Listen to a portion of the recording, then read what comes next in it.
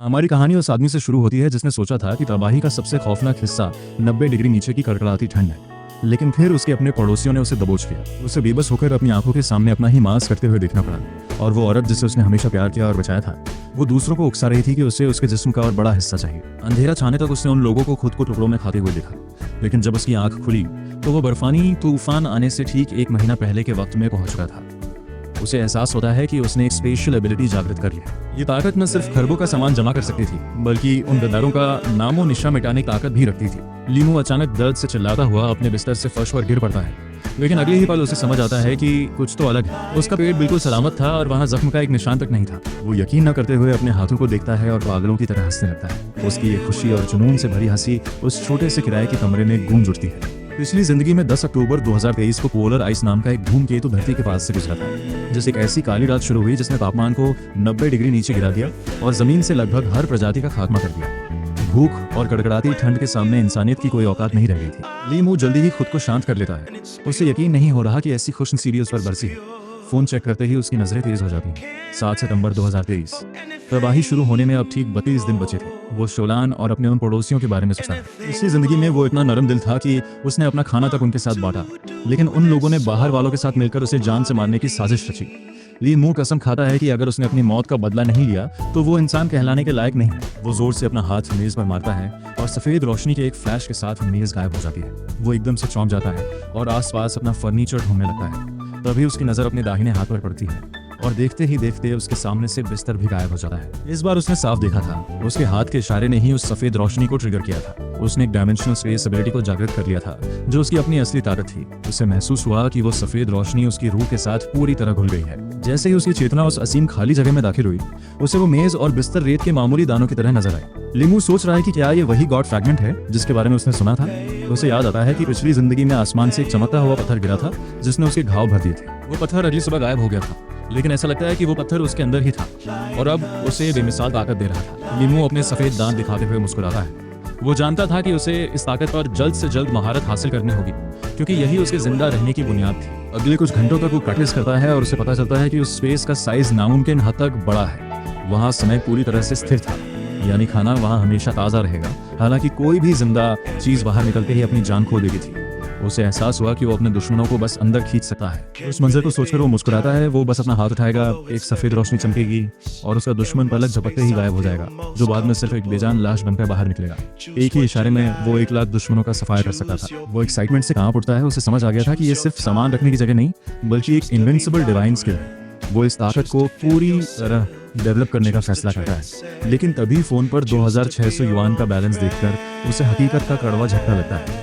यह रकम तो उसकी ज़रूरतों के सामने कुछ भी नहीं थी। उसे बहुत गुस्सा आता है। उसे याद आता है कि स्टूडेंट लोन चुकाने के बाद उसके पास करीब 2 लाख थे, जो उसने उस मतलबी औरत पर लुटा दिया। शाओ लिन के बारे में सोचकर उसे खुद पर शर्म आती है और उसका मन करता है कि वो खुद को एक जोरदार थप्पड़ मारे। अगर वो पैसे आज उसके पास होते तो वो न जाने कितने रिसोर्सेज खरीद लेता। अब उसके पास सिर्फ 2000 के आसपास बचे थे। आखिर इतने में क्या ही हो, वो पहले बेसिक खाने का इंतजाम करने और फिर ज्यादा कैश का जुगाड़ करने का फैसला करता है। उसकी नजरें ठंडी पड़ जाती हैं। अगर जरूरत पड़ी तो वो सीधे लोन लेगा। आखिर तबाही आने के बाद कोई पैसे वापस मांगने तो आएगा नहीं। वो सुपरमार्केट जाने के बजाय होलसेल मार्केट का रुख करता है, क्योंकि वहाँ कीमतें कम और क्वांटिटी बहुत ज़्यादा थी। वहाँ पहुंचकर वो इंस्टेंट नूडल्स के 20 केस और ब्रेड के 5 केस का ऑर्डर देता है, जिससे दुकानदार का ध्यान उसकी तरफ जाता है। दुकानदार की आंखें चमक उठती हैं और वो बिल के लिए दुकान का नाम पूछता है। लीमू एक पल के लिए रुकता है और जवाब देता है, अपोकलिप्स स्नैक शॉप। फिर वो दुकानदार से एक्सपायरी के करीब वाले सामान के बारे में पूछता है।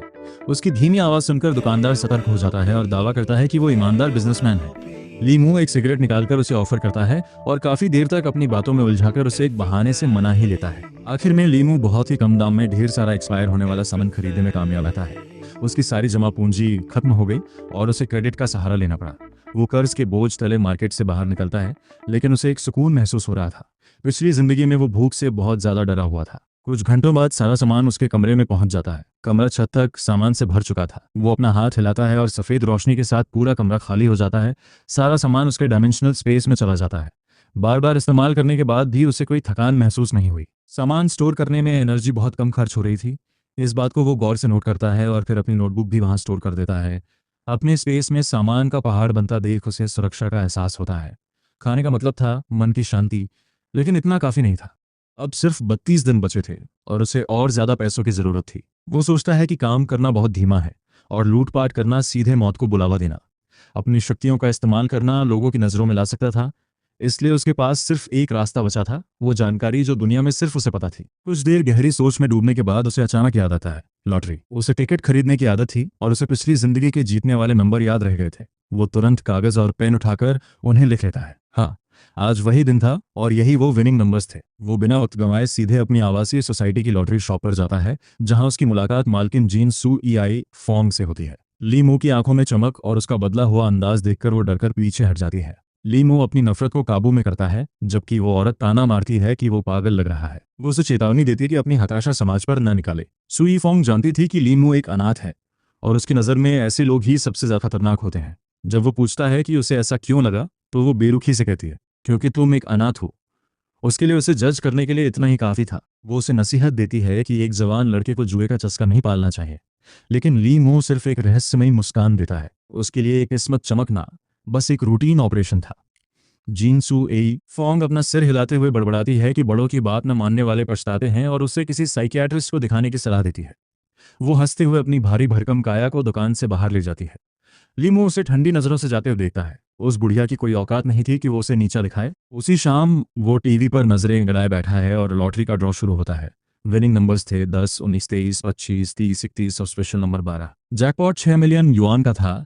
जैसे ड्रॉ खत्म हुआ, उसने देखा कि नंबर बिल्कुल वही थे जो उसे याद थे। वो खुशी से 3 फुट ऊपर उछल पड़ता है। आखिरकार उसके पास पैसा आ गया था, असली पैसा। 5 विनिंग टिकटों के साथ उसने 30 मिलियन जीत लिए थे, यानी टैक्स काटकर उसके पास 24 मिलियन युआन आने वाले थे।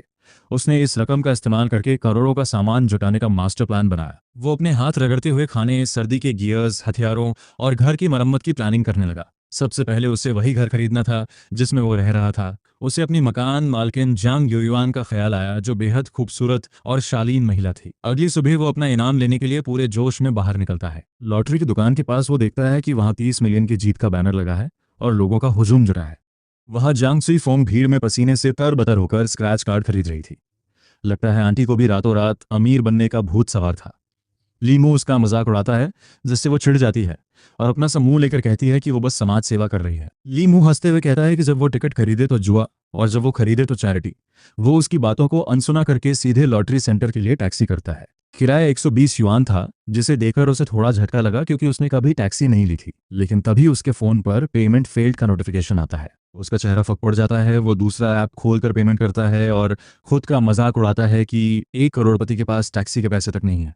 जैसे ही वो सेंटर के दरवाजे खोलता है, सूट पहने फंडरेजर्स उसे घेर लेते हैं और उसकी किस्मत की तारीफ करते हुए दान मांगने लगते हैं। वो उन्हें बिजनेस कार्ड्स थमाकर समाज सेवा की दुहाई देने लगते हैं।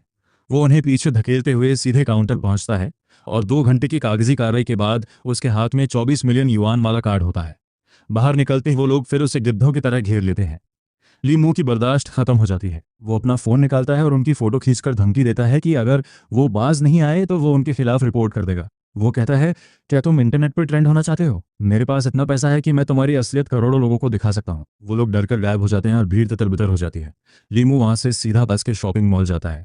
वहां घुसते ही सेल्स स्टाफ उसे किसी बड़े वीआईपी की तरह देखने लगता है। वो सामान की लिस्ट गिनाने लगता है, तौले, रजाइयाँ और 500 गद्दे। वो हर तरह के ड्राई फ्रूट्स और स्नैक्स के 1,0,1,0,0 पाउंड, खाना पकाने के बर्तन और 200 सेट महंगे ठंड के कपड़े ऑर्डर करता है। मैनेजर चे शांगमिंग के पसीने छूट जाते हैं और वो कहता है कि उनके पास सिर्फ 50 सेट ही स्टॉक में है। लीमू जवाब देता है, मुझे सब चाहिए। उसने 2 घंटे में मॉल का लगभग सारा जरूरी सामान खरीद लिया। आखिर में बिल बनता है 1,64,52,664 युआन और 58 पैसे। लीमू को कोई हैरानी नहीं होती। वो 10% डिपॉजिट देकर बाकी पैसे अगले महीने देने का सौदा करता है।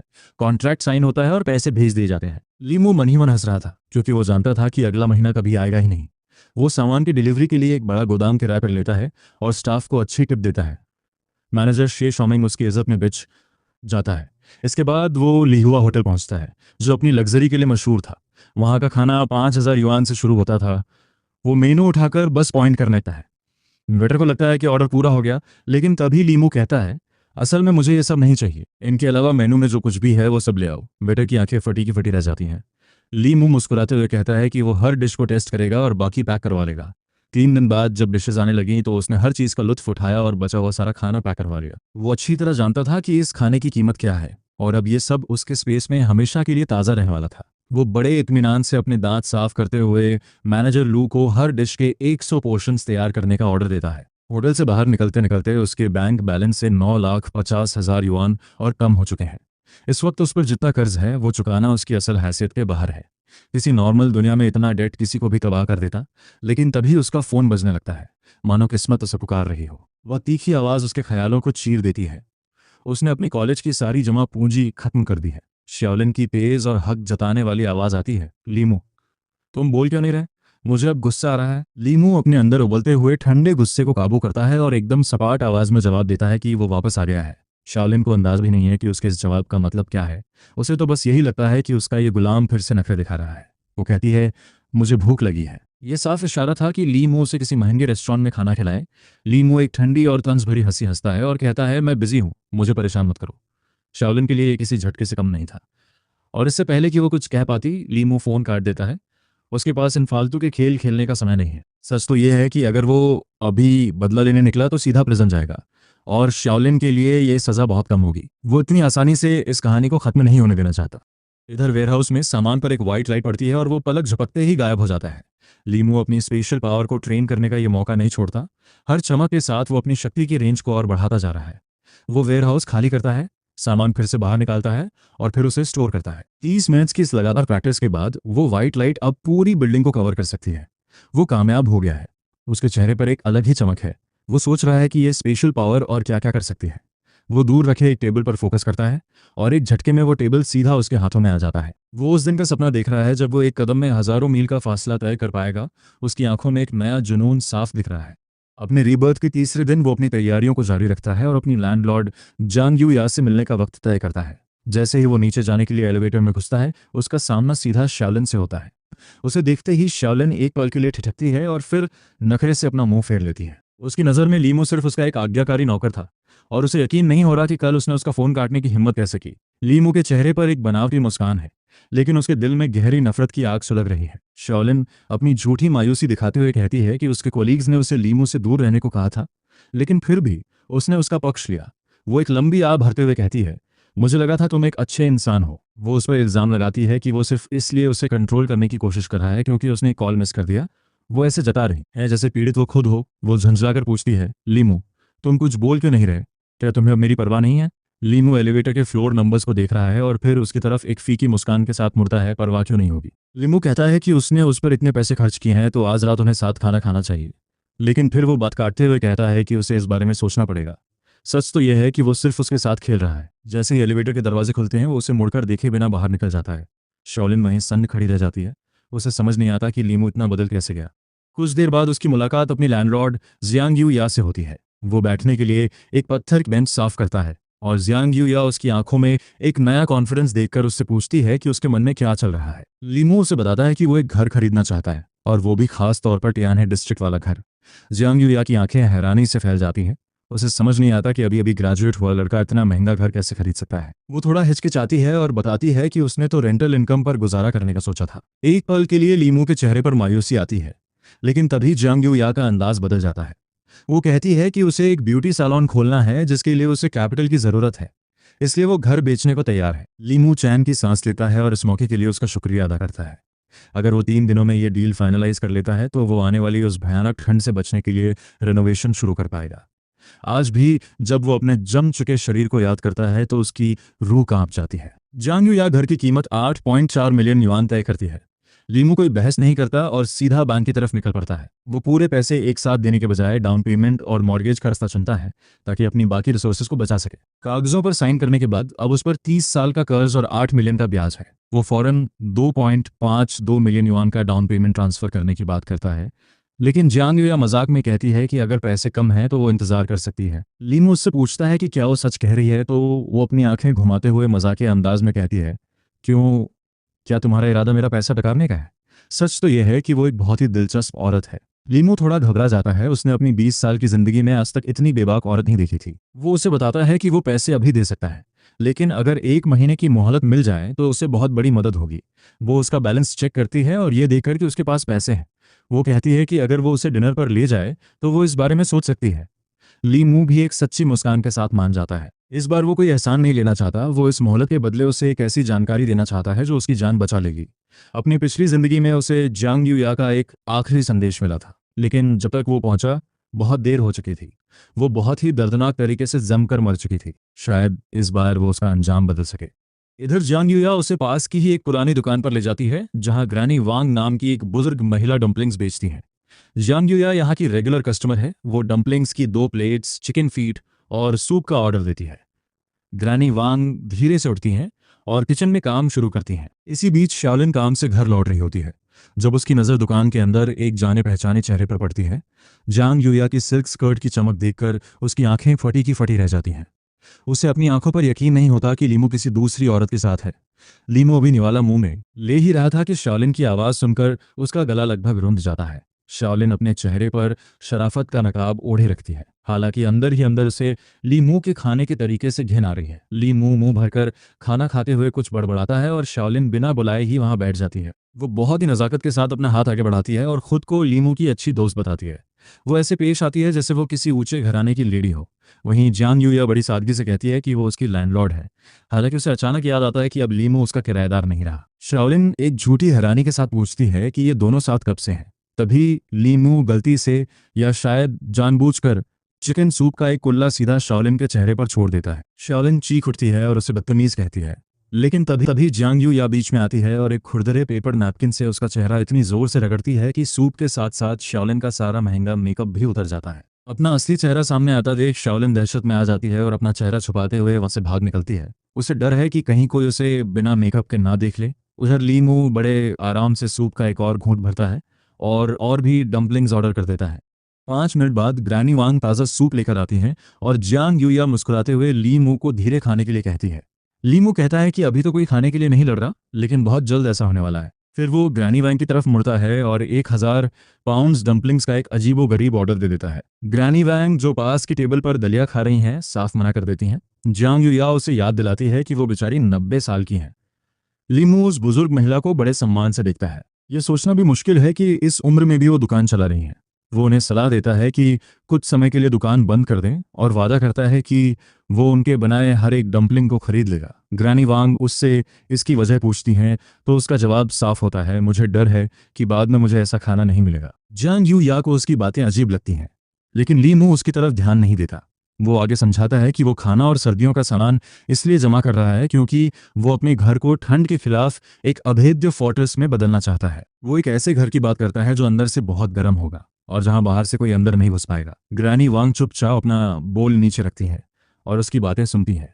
लीमू बिल चुकाता है और बिना कुछ और कहे वहां से निकल जाता है। जांग यूया को अपने किराएदार का ये पागलों वाला व्यवहार थोड़ा परेशान करने लगता है, लेकिन तभी ग्रैनी वांग बोलती है और उसे भी सलाह देती हैं कि उसे भी अपना घर रेनोवेट करना चाहिए और सामान जमा कर लेना चाहिए। वो कहती हैं कि उसकी बात मान लेने में कोई बुराई नहीं है, क्या पता वो सच कह रहा हो। इसी बीच दुनिया के अंत का काउंटडाउन अब 28 दिनों पर आ पहुंचा है। वापसी के चौथे दिन की सुबह वो तपती धूप का आनंद ले रहा है, क्योंकि वो जानता है कि ये गर्मी अब बस कुछ ही दिनों की मेहमान है। उसे ये देखकर हैरानी होती है कि जांग यूया ने बाकी किराएदारों का मामला सुलझा लिया है। जैसे जैसे लोग घर खाली कर रहे हैं, लीमू को एहसास होता है कि अब उसके फोर्ट्रेस का काम शुरू हो सकता है। बिल्डिंग खाली होते ही वो जांग यूया के इस एहसान को याद रखता है और अपने जीपीएस के सहारे एक गुमनाम सी बिल्डिंग की तरफ निकल जाता है। वहाँ रिसेप्शनिस्ट ली जो उससे पूछती है कि वो उनकी क्या मदद कर सकती है और लीमू उसे समझाता है कि उसे अपने घर का रेनोवेशन करवाना है और हाई एंड प्रोटेक्टिव सप्लाईज खरीदनी है। उसे सीरियस सिक्योरिटी के एक वेटिंग रूम में ले जाया जाता है। ये एक ऐसी ग्लोबल फर्म है जो बड़े बड़े नेताओं और अरबपतियों के लिए काम करती है। आम लोगों को तो इसके वजूद का पता भी नहीं है। अपनी पिछली जिंदगी में उसने सुना था कि मा चोंग ने अपना डूम्सडे फोर्ट्रेस इसी कंपनी से बनवाया था। जल्द ही वहाँ एक बिजनेस मैनेजर आता है जो एक महंगे सूट में किसी हाई क्लास एनफोर्सर जैसा दिख रहा है। वो अपना परिचय सेफ हाउस डिवीजन के मैनेजर जीन डियाओ के रूप में देता है। लीमू सीधा मुद्दे पर आता है और उसे सबसे बेहतरीन इंसुलेशन और डिफेंस चाहिए। जीन डियाओ सोच में पड़ जाता है और कहता है कि इंसुलेशन तो आसान है, लेकिन डिफेंस के मामले में वो हमेशा सबसे बेहतर करने की कोशिश करते हैं। वो एक टैबलेट निकालता है और उसे लूनर अलॉय दिखाता है जो चांद से लाए गए टाइटेनियम से बना है। एक वीडियो में दिखाया जाता है कि उस अलॉय के अंदर लिक्विड नाइट्रोजन -196 डिग्री पर है, जबकि बाहर उसे 700 डिग्री की आग से आधे घंटे तक तपाया जा रहा है, फिर भी तापमान स्थिर रहता है। लीमू ये देखकर दंग रह जाता है कि टेक्नोलॉजी इतनी आगे निकल चुकी है। जब वो इसकी कमी पूछता है तो जीन डियाओ मुस्कुराकर कहता है कि बस इसकी कीमत ही इसकी इकलौती कमी है। लीमू उसकी मजबूती के बारे में पूछता है तो जॉन ब्याओ बेबाकी से जवाब देता है कि एक न्यूक्लियर बॉम्ब को तो नहीं रोक पाएगा, लेकिन बाकी हर हमले को झेल लेगा। वो एक टेस्ट वीडियो दिखाता है जहां पिस्टल्स, राइफल्स, ग्रेनेड्स और यहां तक कि स्नाइपर की गोलियां भी एक 20 सेंटीमीटर की एलॉय प्लेट पर बरसाई जा रही हैं। प्लेट बुरी तरह पिचक जाती है, लेकिन उसे कोई पार नहीं कर पाता। लीमू फौरन उस एलॉय को चुनने का फैसला करता है, लेकिन जब वो कहता है कि उसे 120 स्क्वायर मीटर्स का एरिया कवर करना है, तो जॉन ब्याओ की चाय उसके गले में अटक जाती है। ज्यादातर अमीर लोग सिर्फ 20 स्क्वायर मीटर का सेफ रूम बनवाते हैं। ऐसे में ली मू की डिमांड उसे पागलपन लगती है। जीन ब्याओ बताता है कि उनके पास इतना लूनर एलॉय स्टॉक में नहीं है, इसलिए ली मू तय करता है कि बेडरूम में एलॉय लगाया जाए और बाकी घर में टॉप टियर इंसुलेशन और मोटी स्टील का इस्तेमाल हो। आखिर 100 डिग्री का तापमान रोकने के लिए ये काफ़ी है। पैसे और पावरफुल एयर कंडीशनिंग के साथ आने वाली बर्फीली दुनिया अब उतनी बेबस नहीं लग रही थी। फिर वो प्रोटेक्टिव गियर के बारे में पूछता है।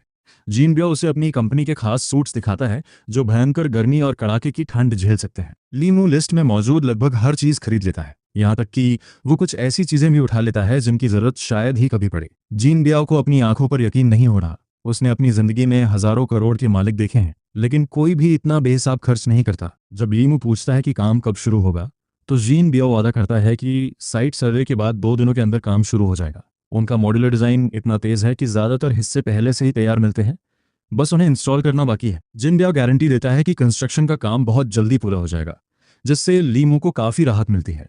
ली मू जोर देते हुए कहता है कि काम जितनी जल्दी हो उतना अच्छा है। जिन ब्याओ उसे भरोसा दिलाता है कि इसमें 1 महीना भी नहीं लगेगा और फिर वो टोटल हिसाब लगाता है 188 मिलियन 2,56,000 युआन। अंदर ही अंदर ली मू को एहसास होता है कि उसके पास अभी डिपॉजिट तक के पैसे नहीं है, लेकिन वो बाहर से बिल्कुल शांत रहता है और कहता है कि प्राइस काफी फेयर है। जिन ब्याओ मुस्कुराते हुए कहता है कि वो हमेशा कॉस्ट इफेक्टिवनेस पर ध्यान देते हैं। ली मू को हंसी आती है कि एक मोनोपोली चलाने वाला वैल्यू फॉर मनी की बातें कर रहा है, लेकिन वो ये बात अपने मन में ही रखता है।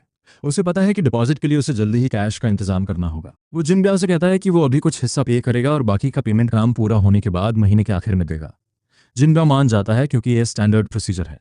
फिर ली मू बातों को घुमाते हुए पूछता है कि क्या इतनी बड़ी परचेज के साथ कोई फ्री गिफ्ट्स नहीं मिलेंगे। जिन ब्याओ अच्छे मूड में है और इतने बड़े ऑर्डर से इंप्रेस होकर कुछ एक्स्ट्रास देने के लिए तैयार हो जाता है। ली मू उसे अपने लॉजिस्टिक्स वेयरहाउस का पता दे देता है और सारा सामान सीधे वहीं डिलीवर करने का ऑर्डर देता है। सीरियस सिक्योरिटी से निकलने के बाद वो सीधा वेयरहाउस पहुंचता है जो पहले से ही सामान से भरा हुआ है, खासकर सिक्योरिटी फर्म के प्रोटेक्टिव गियर से।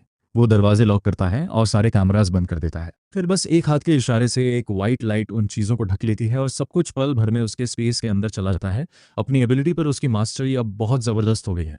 वो जानता है कि उसे जल्द ही वेपन्स के लिए देश से बाहर जाना होगा। उसके पास सालों का राशन तो है, लेकिन ज्यादा होना हमेशा बेहतर होता है। आखिर भविष्य का क्या भरोसा। वो रुककर उस विशाल लॉजिस्टिक्स हब को देखता है जहां दिन भर ट्रक्स और कार्गो की हलचल रहती है। अचानक उसके दिमाग में एक बहुत ही साहसी, शायद पागलपन भरा आइडिया आता है।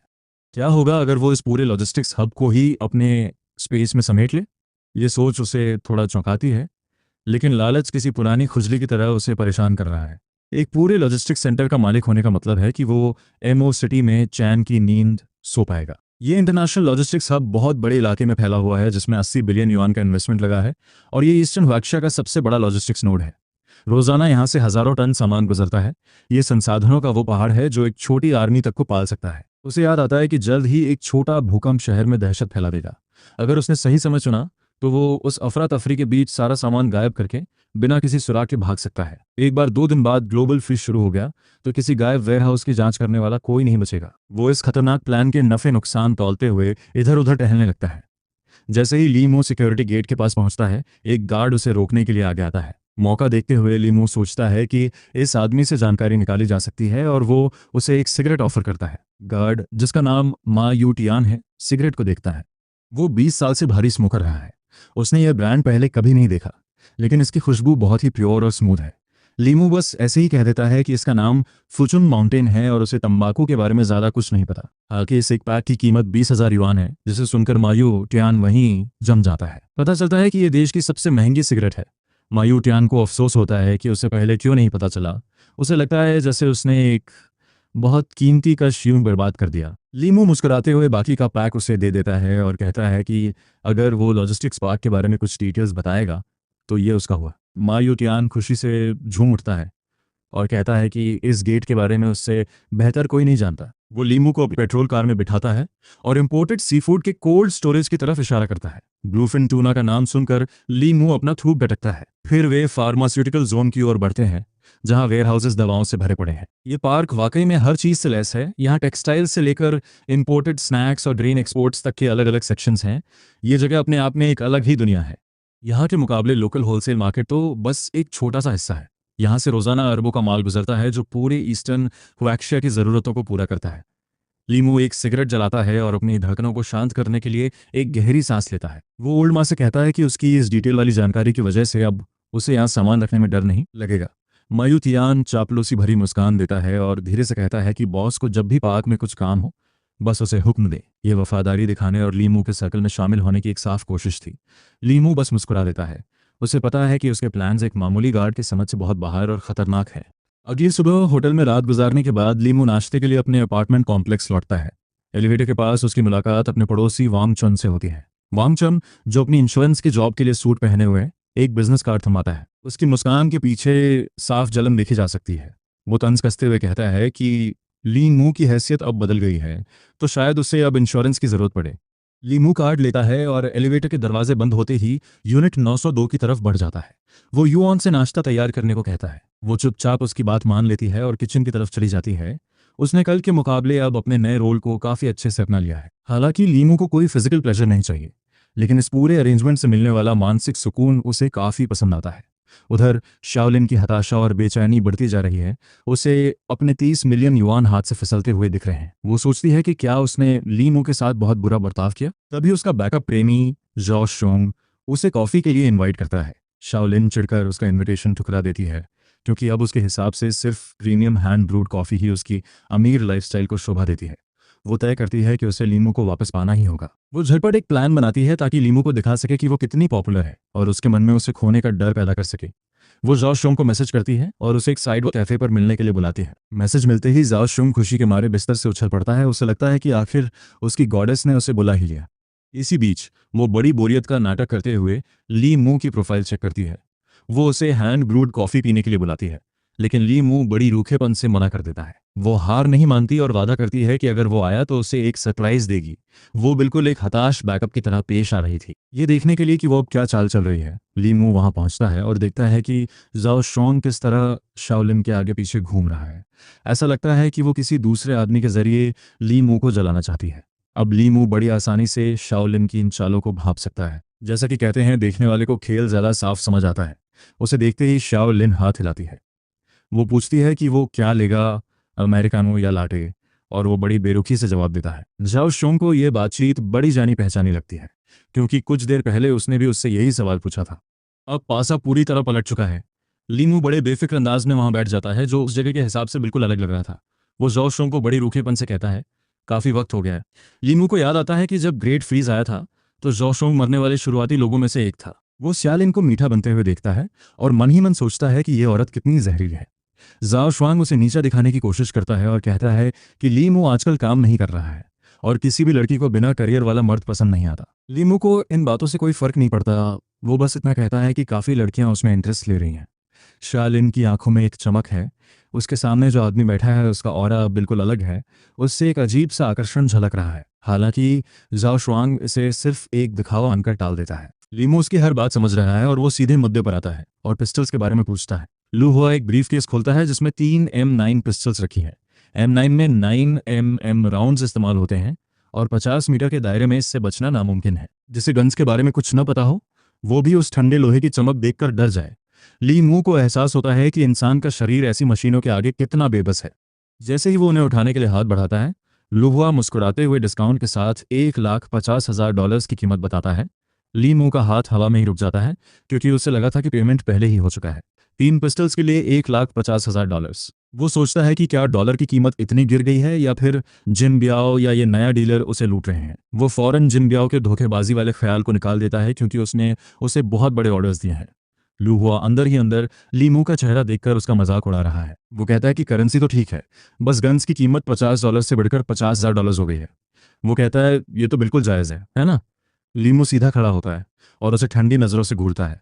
वो पूछता है कि क्या जिन ब्याओ को पता है कि वो लोग इस तरह काम कर रहे हैं। लू हुआ जोर से हंसने लगता है और मजाक उड़ाता है कि जो इंसान म्यांमार में सुरक्षित बैठा हो, उसे किसी और की परवाह क्यों करनी चाहिए। लू हुआ के लिए पैसा कमाना और सिर्फ अपने लिए जीना ही असली रास्ता है। जैसा कि हम देख रहे हैं, इस बेखौफ बॉर्डर इलाके की यही कड़वी सच्चाई है। हमारे प्रोटैगनिस्ट के लिए ये वाकई आंखें खोलने वाला अनुभव है। लीमू एक ठंडी हंसी हंसता है और कहता है कि चूंकि वे खुद चलकर उसके दरवाजे पर आए हैं, तो अब उसे उन्हें ढूंढने की जरूरत नहीं पड़ेगी। हालांकि लू हुआ ऐसे रिएक्ट करता है जैसे उसने दुनिया का सबसे मजेदार चुटकुला सुना हो। जैसे ही मैनेजर हंसी के मारे टेबल पटकता है, लीमू बस अपना दायां हाथ उठाता है और चुटकी बजाता है। एक सफेद रोशनी लू हुआ को पूरी तरह घेर लेती है और हंसी अचानक रुकते ही एक बहुत ही डरावना नजारा सामने आता है। वो आदमी पलक झपकते ही सबकी आंखों के सामने से गायब हो जाता है। लीमू माथे पर बल देते हुए समझ जाता है कि इतने बड़े जानदार इंसान पर अपनी पावर्स का इस्तेमाल करने में उसकी काफी एनर्जी खर्च हो रही है। तभी एक हेंचमैन वहां आता है जो मैनेजर के अचानक गायब होने से काफी उलझन में है। लीमू अपनी फाइंडिंग्स रिकॉर्ड करने में बिजी है और इस रुकावट से थोड़ा चिढ़कर उसे ड्राई अंदाज में कहता है कि वो जाकर रेस्ट रूम चेक करे। वो हेंचमैन जैसे इस बात को समझने की कोशिश करता है, एक सफेद रोशनी उसे भी ढक लेती है। लीमू अपनी एबिलिटी का एक बार फिर इस्तेमाल करके उस आदमी को अपनी पर्सनल डायमेंशन में खींच लेता है। वो एक ठंडी सांस लेकर सोचता है कि अपनी ताकत पूरी तरह खत्म होने से पहले वो शायद बस 5 जिंदा इंसानों को ही वहां रख पाएगा। सच कहूं तो एक झटके में 10,000 दुश्मनों का सफाया करने का उसका सपना फिलहाल अधूरा ही रहेगा। तभी बाकी गार्ड्स को अपने साथियों के गायब होने का एहसास होता है और वो अपने वेपन्स लेकर अंदर घुस आते हैं। उस बेवकूफ़ फॉरेनर को कोसते हुए लीमू चौंक जाता है। उसे पता है कि ये गहरी सोच में डूबने का वक्त नहीं है। हताशा के उस पल में वो अपने पूरे शरीर पर सफ़ेद रोशनी की एक परत चढ़ा लेता है। जब दुश्मन का हमला उस पर होता है तो कोई आवाज़ नहीं होती। हमलावर का आधा वेपन बस गायब हो जाता है और लीमू की आंखें फटी रह जाती हैं। उसने गलती से अपनी पावर का एक नया इस्तेमाल ढूंढ लिया है, एब्सोल्यूट डिफेंस। थियोरेटिकली जब तक ये रोशनी उसे कवर कर रही है, उस पर किसी भी फिजिकल अटैक का असर नहीं होगा। घबराया हुआ गार्ड अपना स्टील पाइप गायब होते देखता है और पीछे हट जाता है। तभी वो पाइप अचानक वॉइड से बाहर निकल आता है। वो गार्ड चीखते हुए कहता है कि लीमू एक डीमन है, लेकिन हमारा प्रोटैगनिस्ट अब एक नए कॉन्फिडेंस के साथ खड़ा होता है। भले ही वो सबको स्टोर नहीं कर सकता, लेकिन वो अभी भी इनविंसिबल है। वो ब्रीफकेस से एक M9 पिस्टल निकालता है और बड़े आराम से ट्रिगर दबा देता है। गार्ड्स रहम की भीख मांगते हैं और सरेंडर करने की पेशकश करते हैं, लेकिन कमरे में एक जोरदार धमाका गूंजता है। एक आदमी के गिरते ही लीमू का एड्रेनलिन बढ़ जाता है और वो उनके कॉम्पाउंड का पता पूछने लगता है। वो तब तक सच उगलवाने के लिए दबाव डालता है जब तक उसे वो कोऑर्डिनेट्स नहीं मिल जाते जिसकी उसे जरूरत है। वो एक ब्लैक मार्केट टैक्सी रोकता है और डेस्टिनेशन बताता है। ड्राइवर, जिसका नाम हल्क है, अपने सोने के दांत दिखाकर मुस्कुराता है और इस रहमदिल जेंटलमैन का नॉर्दर्न म्यांमार में स्वागत करता है। लीमू तुरंत अपनी पिस्टल ड्राइवर के सिर पर रख देता है और उसे एक शब्द भी न बोलने की चुनौती देता है। डरा हुआ ड्राइवर अपनी लोकल भाषा में फौरन माफी मांगता है और गाड़ी कंपाउंड की तरफ तेज कर देता है। ड्राइवर उसे औरतों की बातों से बहलाने की कोशिश करता है और पागलों की तरह गाड़ी चलाकर एक पुराने इंडस्ट्रियल पार्क पहुंचता है। वो कांपती आवाज में उनके पहुंचने का ऐलान करता है। लीमू अपनी एंट्रेंस की तैयारी करता है और ड्राइवर को हमेशा के लिए खामोश कर देता है। वो खुद को प्रोटेक्टिव व्हाइट लाइट से कवर करता है और बंदूक लुढ़ करता है। तभी एक गार्ड उस पर चाइनीज एक्सेंट में चिल्लाता है। लीमू जवाब में एक ही गोली चलाता है। गोलियों की आवाज सुनकर कंपाउंड के बाकी गार्ड्स बाहर आ जाते हैं और उसे घेर लेते हैं। वे मांग करते हैं कि अगर वो जिंदा रहना चाहता है तो अपना वेपन छोड़ दे। वो बस मुस्कुराता है और बिना किसी जल्दबाजी के अपनी मैगजीन बदलता है। कुछ ही सेकंड्स बाद गार्ड्स वहां से ऐसे भाग रहे होते हैं जैसे उन्होंने साक्षात शैतान देख लिया हो। वो मदद के लिए चिल्लाते हैं कि कोई डीमन उनका शिकार कर रहा है। इसी बीच एक न्यूज़ बुलेटिन आती है। नॉर्दर्न म्यांमार के एक इंडस्ट्रियल पार्क पर अचानक एक भयानक हमला हुआ है। वहां जो मंजर पीछे छूटा था वो किसी त्रासदी से कम में था। हमारे प्रोटैगनिस्ट ने वो कर दिखाया जिसका सपना कई लोग देखते हैं, जिससे नेटिजन्स अंदाजा लगा रहे हैं कि शायद किसी एलीट स्पेशल फोर्सेज यूनिट ने आखिरकार दखल दिया है। फुटेज देखकर ऐसा लगता है जैसे पूरे कंपाउंड से कोई फौज गुजरी हो। दूसरी तरफ लीमू एक 5 स्टार प्रेसिडेंशियल स्वीट में आराम कर रहा है। अपना फोन स्क्रॉल करते हुए वो चालाकी से ऑनलाइन नैरेटिव को गाइड कर रहा है। वो एक कमेंट देखता है जिसमें उसे लेजेंड कहा गया है और उसे अपना बाप बनाने की बात हो रही है। जल्द ही कमेंट सेक्शन ऐसे ही नारों से भर जाता है। लीमू इतना जोर से हंसता है कि वो बिस्तर पर उछलने लगता है। सच कहूं तो अजनबियों को दूर से अपनी पूजा करते देखना उसके ईगो को काफी बूस्ट दे रहा है। इन नेटिजन्स को अंदाजा भी नहीं है कि जिस ग्रेट किंग की वो तारीफ कर रहे हैं वो उन्हीं के बीच है और उन्हें और तारीफ करने के लिए उकसा रहा है। तभी उसका फोन बजता है। ये जीन ब्याओ है जो उसे बताता है कि सेफ हाउस रहने के लिए तैयार है। लीमू झटके से बिस्तर से उठता है। काम की रफ्तार देखकर वो हैरान है। लगता है टियानलाइन हार्ड सिक्योरिटी की टीम अपनी एफिशिएंसी पर वाकई गर्व करती है। वो फॉरेन इंस्पेक्शन के लिए लौटने का वादा करता है। आखिर ये सेफ हाउस ही तो उसके सर्वाइवल प्लान की बुनियाद है। वो फॉरेन टियानहे डिस्ट्रिक्ट के यूनिट 901 पहुंचता है, जहां बाहर से सब कुछ पहले जैसा ही नॉर्मल दिखता है। लेकिन अंदर से ये जगह पूरी तरह बदल चुकी है। जीन बियाओ सूट में सच धज कर समझाता है कि उन्होंने इंटरनल असेंबली के लिए मॉड्यूलर डिजाइन का इस्तेमाल किया है, पर लीमू को इस जबानी टूर में कोई इंटरेस्ट नहीं है। बिना एक शब्द कहे वो अपनी पिस्टल निकालता है और उसका निशान सीधे दीवार की तरफ कर देता है। जीन बियाओ दहशत में आ जाता है, उसने आज तक इतना अनस्टेबल क्लाइंट नहीं देखा था। एक के बाद एक 3 गोलियां चलती हैं। गोलियां दीवार से टकराती हैं, लेकिन वहां एक सफेद खरोंच तक नहीं आती। लीमू संतुष्टि से सिर हिलाता है और नोट करता है कि डिफेंस उम्मीद के मुताबिक है। जीन बियाओ खुद को संभालते हुए उसे सख्ती से याद दिलाता है कि फायरआर्म रखना कानूनन जुर्म है। लीमू मुस्कुराते हुए बंदूक अपनी पीठ के पीछे छिपा लेता है और पूछता है, तुम किस बंदूक की बात कर रहे हो? क्या वो बस बादलों के गरजने की आवाज नहीं थी? फिर वो साउंड प्रूफिंग के बारे में पूछता है। जीन बियाओ उसे ऐसे देखता है जैसे उसे यकीन हो गया हो कि यह आदमी पूरी तरह सनकी है, पर वो कंफर्म करता है कि कमरा पूरी तरह साउंड प्रूफ है। लीमू मुस्कुराता है, ये सोचकर कि अब वो किसी की भी दखलंदाजी के बिना घर पर अपने वेपन्स की प्रैक्टिस कर सकता है। इसके बाद वो थर्मल इंसुलेशन टेस्ट करता है। यहां तक कि -196 डिग्री वाली लिक्विड नाइट्रोजन भी इन दीवारों को पार नहीं कर पाती। आखिर में वो इंडिपेंडेंट मास्टर बेडरूम पहुंचते हैं। ये पूरा 20 स्क्वायर मीटर का इलाका लूनर ग्रेड मेटल से बना है, जिसमें आधे से ज्यादा बजट खर्च हो गया। सब कुछ ठीक पाकर जिम्ब्याओ सिग्नेचर के लिए आखिरी कागजात सामने रखता है। जैसे ही साइन होते हैं, जिम्ब्याओ वहां से बहुत तेजी में निकलता है। उसे डर है कि कहीं लीमू कोई और ड्रामा ना कर दे। अपनी गाड़ी में सुरक्षित पहुंचने के बाद भी वो सुरक्षा एक्सपर्ट अपने मन से दहशत को निकाल नहीं पा रहा। उसे याद आता है कि गोलियां चलाते वक्त लीमू की आंखें कितनी शांत थीं। वो एक ऐसे आदमी की आंखें थीं जिसने खून देखा हो। उसे लीमू की हालिया नॉर्दर्न म्यांमार वाली ट्रिप याद आती है और वो सोचता है कि कहीं उस कत्लेआम के पीछे इसी का हाथ तो नहीं था। जिम्ब्याओ अपना सिर झटककर इस ख्याल को नामुमकिन मानकर निकाल देता है। भला एक आदमी अकेले पूरे कंपाउंड को कैसे खत्म कर सकता है? उसके जाने के बाद लीमू उसे जाते हुए देखता है और अपने किले में वापस लौट आता है। जैसे जैसे अपोकलिप्स नजदीक आ रहा है, लीमू खुद को और भी लापरवाह होता हुआ पाता है। जब अंत आ ही जाएगा तो भला उसे कौन रोक पाएगा? वो अपनी डायमेंशन से फर्नीचर निकालकर घर सेट करने लगता है। वो देर रात तक काम करता है। उसे पता है कि तबाही आने में अब बस 3 दिन बचे हैं। उसकी तैयारी लगभग पूरी है, बस एक आखिरी बड़ी लॉजिस्टिक्स की खेप बाकी है। वो कसम खाता है कि एक बार ये काम हो गया तो वो इस सेफ हाउस से कभी बाहर नहीं निकलेगा और अपनी नॉर्मल जिंदगी के आखिरी लम्हों का लुत्फ उठाएगा। वो तपती रात के नीचे अपने पड़ोस में एक शांत सैर पर निकलने का फैसला करता है। रात के सन्नाटे में हाई हील्स की आवाज गूंजती है।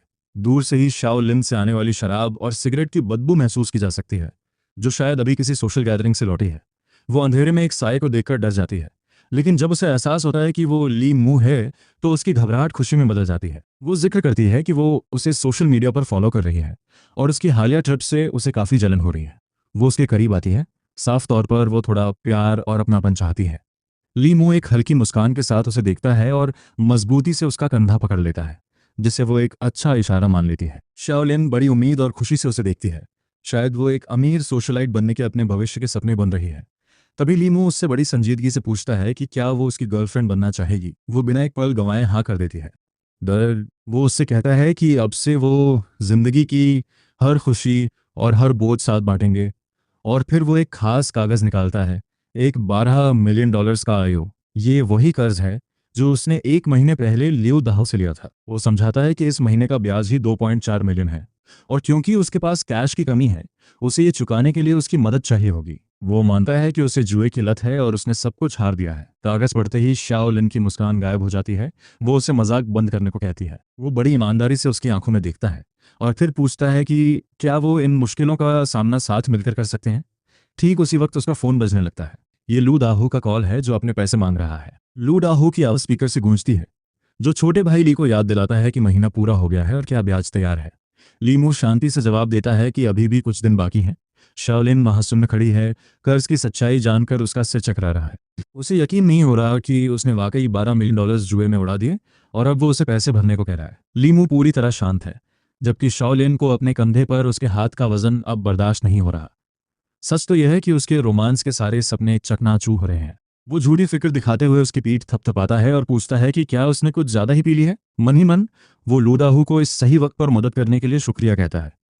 शाओलिन उसे धक्का देकर दूर करती है और कहती है कि उसे उससे घिन आती है। लीमू बस मजाक में अफसोस जताते हुए अपने होंठ सिकोड़ता है और कहता है कि उसने उसे अपनी जिंदगी का हिस्सा बनने का मौका दिया था, लेकिन वो इस काबिल ही नहीं थी।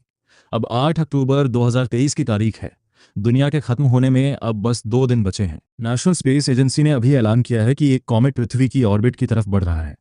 कैलकुलेशंस के मुताबिक ये कॉमेट 2 दिनों में इस नीले ग्रह के सबसे करीब होगा और फिर दूर निकल जाएगा। आम जनता के लिए ये एक मामूली खगोलीय घटना जैसी है। स्पेस एजेंसी इस कॉमेट की तस्वीरें जारी करती है और इंटरनेट इसकी खूबसूरत नीली चमक का दीवाना हो जाता है। कुछ नेटिजन्स तो इस पर रहने की मजेदार बातें भी करते हैं। लोग मीटियोर शार देखने के लिए ग्रुप्स बनाने लगते हैं और इस कॉमेट को बस एक रूटीन इवेंट मानकर नजरअंदाज कर देते हैं। बातें काफी हल्की फुल्की चल रही हैं, लेकिन ली मू जानता है कि उसे इस जश्न में शामिल नहीं होना है। न्यूज़ देखते हुए उसकी रीढ़ में एक सिहरन दौड़ जाती है, जैसे वो वापस उसी -90 BGRE वाली ठंड में पहुंच गया हो। वैज्ञानिक तौर पर कॉमेट को बस पास से गुजर जाना चाहिए, लेकिन उसे सच पता है उसकी पिछली जिंदगी में एक अनहोनी हुई थी। उस कॉमेट को पृथ्वी की ग्रेविटी ने पकड़ लिया था और वो एक सैटेलाइट बनकर जानलेवा ठंड फैलाने लगा था। आज लॉजिस्टिक्स जुटाने का उसका आखिरी दिन है। उसका प्लान है कि वो लॉजिस्टिक्स सेंटर को पूरी तरह खाली कर दे और फिर हमेशा के लिए अपने किले में चला जाए। उसे याद आता है कि आज रात जीना सिटी में भूकंप आएगा, जिससे हर तरफ अफरा तफरी मच जाएगी। सही वक्त पर ली मू एक सिक्योरिटी यूनिफॉर्म, मास्क और ग्लव्स पहनकर अपनी पहचान छिपाता है और शिनपू लॉजिस्टिक्स सेंटर पहुंचकर भूकंप का इंतजार करने लगता है। रास्ते में वो किसी भी कैमरा के सामने आने से बचता है। उसे हमेशा के लिए छिपने की जरूरत नहीं है, बस अगले 2 दिन तक अगर उसे कोई ढूंढ ना पाए तो उसका काम हो जाएगा। उसके बाद जैसी दुनिया हम जानते हैं वो खत्म हो जाएगी और हर कोई किसी केस की जांच करने के बजाय जिंदा रहने की जद्दोजहद में लगा होगा। तभी जमीन से एक गड़गड़ाहट की आवाज आती है। भूकंप शुरू हो चुका है। लोग दहशत में जाग जाते हैं और जो जिस हाल में है वैसे ही मदद के लिए चिल्लाते हुए बाहर भागने लगता है। हर तरफ अफरा तफरी है और लोग अपने परिवार को ढूंढ रहे हैं। जमीन हिलने से उसका शरीर डगमगाता है, लेकिन कपड़े बदलते वक्त वो पूरी तरह शांत है। लॉजिस्टिक्स सेंटर अब लगभग खाली है, बस कुछ गार्ड्स और वेयरहाउस मैनेजर्स ही वहां से भाग रहे हैं। जैसे ही वो बाहर निकलते हैं, ली मू अपना मास्क पहनता है और भीड़ के खिलाफ जाते हुए पार्क में घुस जाता है। वो दहशत बढ़ाने के लिए बीच बीच में चिल्लाता है कि सब और तेज भागें। वो उन्हें चेतावनी देता है कि एक और बड़ा भूकंप आने वाला है और वेयर हाउसेज गिर जाएंगे। उसे सिक्योरिटी यूनिफॉर्म में देखकर वर्कर्स उस पर शक नहीं करते और एग्जिट की तरफ भागते हैं। तुरंत सामान उठाने के बजाय वो पहले सर्वेलेंस बंद करने के लिए सिक्योरिटी बिल्डिंग जाता है। फिर वो ब्रॉडकास्ट रूम में जाकर एक प्री रिकॉर्डेड इमरजेंसी अनाउंसमेंट बजा देता है। उस रिकॉर्डिंग में एक और बड़े भूकंप की चेतावनी दी गई है और सभी को तुरंत वहां से निकलने का ऑर्डर दिया गया है। बस एक आवाज के दम पर उसने पूरी फैसिलिटी खाली करवा दी। वो नीचे आता है और उस खाली लॉजिस्टिक्स सेंटर को देखता है।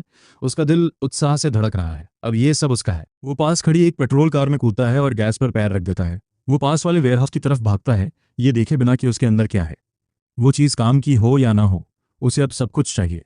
वो गाड़ी रोकता है, अंदर कदम रखता है और अपना हाथ उठाता है। एक चमकती हुई सफ़ेद रोशनी पूरे वेयरहाउस को अपनी चपेट में ले लेती है और पलक झपकते ही वहां मौजूद हर एक आइटम गायब हो जाता है। ली मू फुर्ती से अपनी अगली लोकेशन की तरफ बढ़ता है, क्योंकि उसे अच्छी तरह पता है कि वक्त बहुत कम है। स्टाफ किसी भी पल वापस आ सकता है, इसलिए वो पूरी जान लगाकर बस सामान कलेक्ट करने में जुटा है।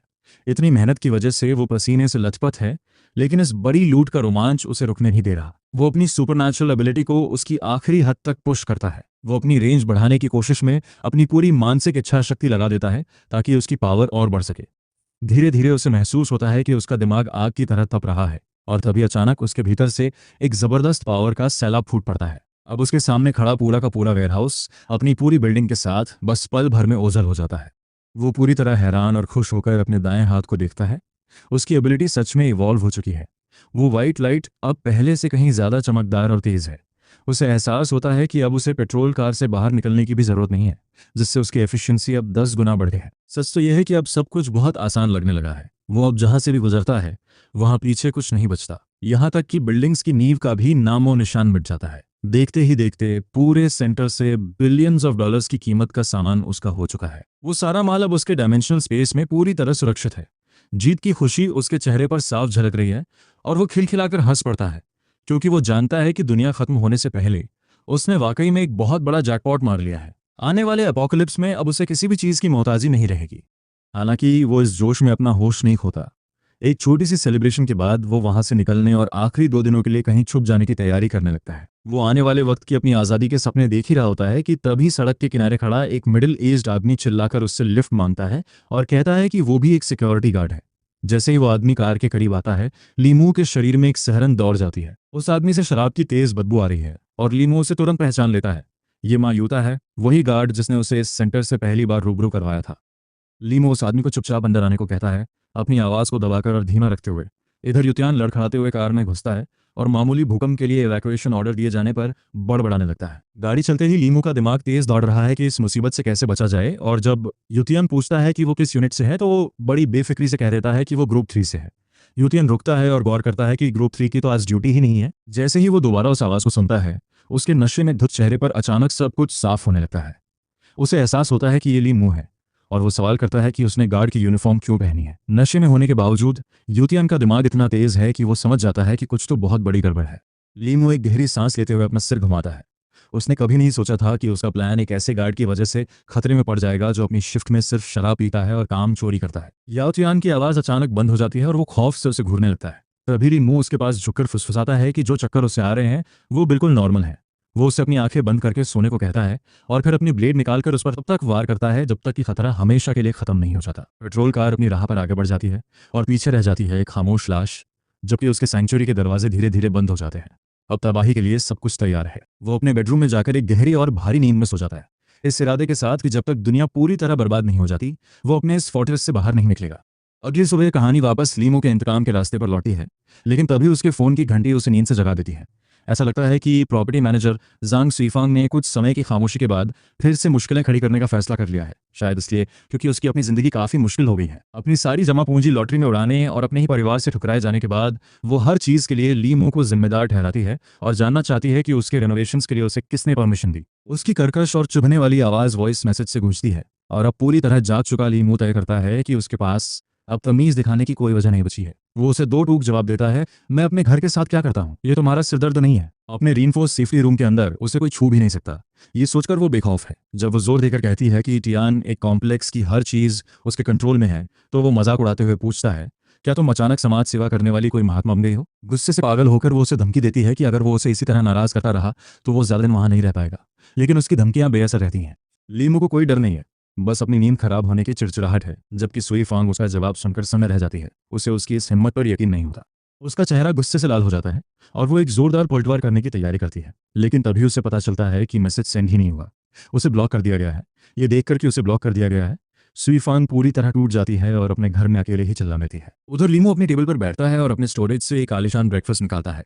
वो स्कैलियन एग पैनकेक्स और टोफू पुडिंग का मजा लेते हुए नेबरहुड ग्रुप चैट देख रहा है, जहां लोग अभी भी गपशप कर रहे हैं, इस बात से बिल्कुल अनजान कि बाहर कड़ाके की ठंड दस्तक देने वाली है। कोई पूछता है कि क्या कोई आज रात स्नेक माउंटेन जाकर मीटियोर शार देखना चाहता है। हालांकि बाकी लोग मना कर देते हैं क्योंकि उन्हें अगली सुबह काम पर जाना है। एक पड़ोसी 50 युआन के बदले सितारों से दुआ मांगने का ऑफर देता है, तो लीमू उसे 500 भेज देता है, जिससे वो आदमी हैरान होकर पूछता है कि उसकी विश क्या है। लीमू बस यही दुआ करता है कि दुनिया का अंत कभी ना हो। जब उसे बताया जाता है कि उसकी 9 विशेज़ और बची हैं, तो वो कहता है कि बस यही एक है, और साथ ही उसे चेतावनी देता है, आज रात गर्म कपड़े पहनकर जाना। वो अपना फ़ोन बंद कर देता है, आने वाले सभी मैसेजेस को इग्नोर करता है और अपने स्पेस के अंदर मौजूद सामान के विशाल पहाड़ को समेटने के बड़े काम में जुट जाता है, जो वाकई में बहुत मेहनत का काम है। वो शाम तक काम करता है, लेकिन फिर भी सिर्फ एक छोटा सा हिस्सा ही संभाल पाता है। लीमू सोचता है कि सच तो यह है कि पूरे सामान की इन्वेंटरी लेने में कम से कम आधा महीना लग जाएगा। थका होने के बावजूद उसका मूड बहुत अच्छा है। तभी उसके फ़ोन पर एक अननोन नंबर से कॉल आती है और कोई पूछता है कि क्या वो मिस्टर ली बोल रहे हैं। कॉलर खुद को शीनपू लॉजिस्टिक्स थेफ्ट की जांच करने वाली टास्क फोर्स का हिस्सा बताता है और उसे अपना स्टेटमेंट देने के लिए स्टेशन आने को कहता है। लीमू की हथेलियों में तुरंत पसीना आ जाता है और उसका दिल तेजी से धड़कने लगता है। आखिरी मोड़ पर आकर हार ना मानने की ठान कर वो तुरंत फैसला करता है कि वो अपने सेफ्टी रूम से बाहर नहीं निकलेगा। वो अपनी आवाज़ को स्थिर रखता है और दावा करता है कि अपना सामान खोने के गम में वो बाहर आने की हालत में नहीं है, जबकि ऑफिसर जोर देता है कि बड़े अधिकारी इस केस को प्रायोरिटी दे रहे हैं। वो अपनी बात पर अड़ा रहता है, आप जो पूछना है फ़ोन पर पूछ सकते हैं या मेरे दरवाजे पर आ सकते हैं, लेकिन मैं बाहर नहीं आऊँगा। आखिर में ऑफिसर के पास उसकी बात मानने के अलावा कोई रास्ता नहीं बचता। वो बड़ी शांति से सारे सवालों के जवाब देता है और अपनी कहानी में कोई कसर नहीं छोड़ता, और आधे घंटे बाद ऑफिसर वादा करता है कि वो जल्द से जल्द उसका सामान बरामद कर लेंगे।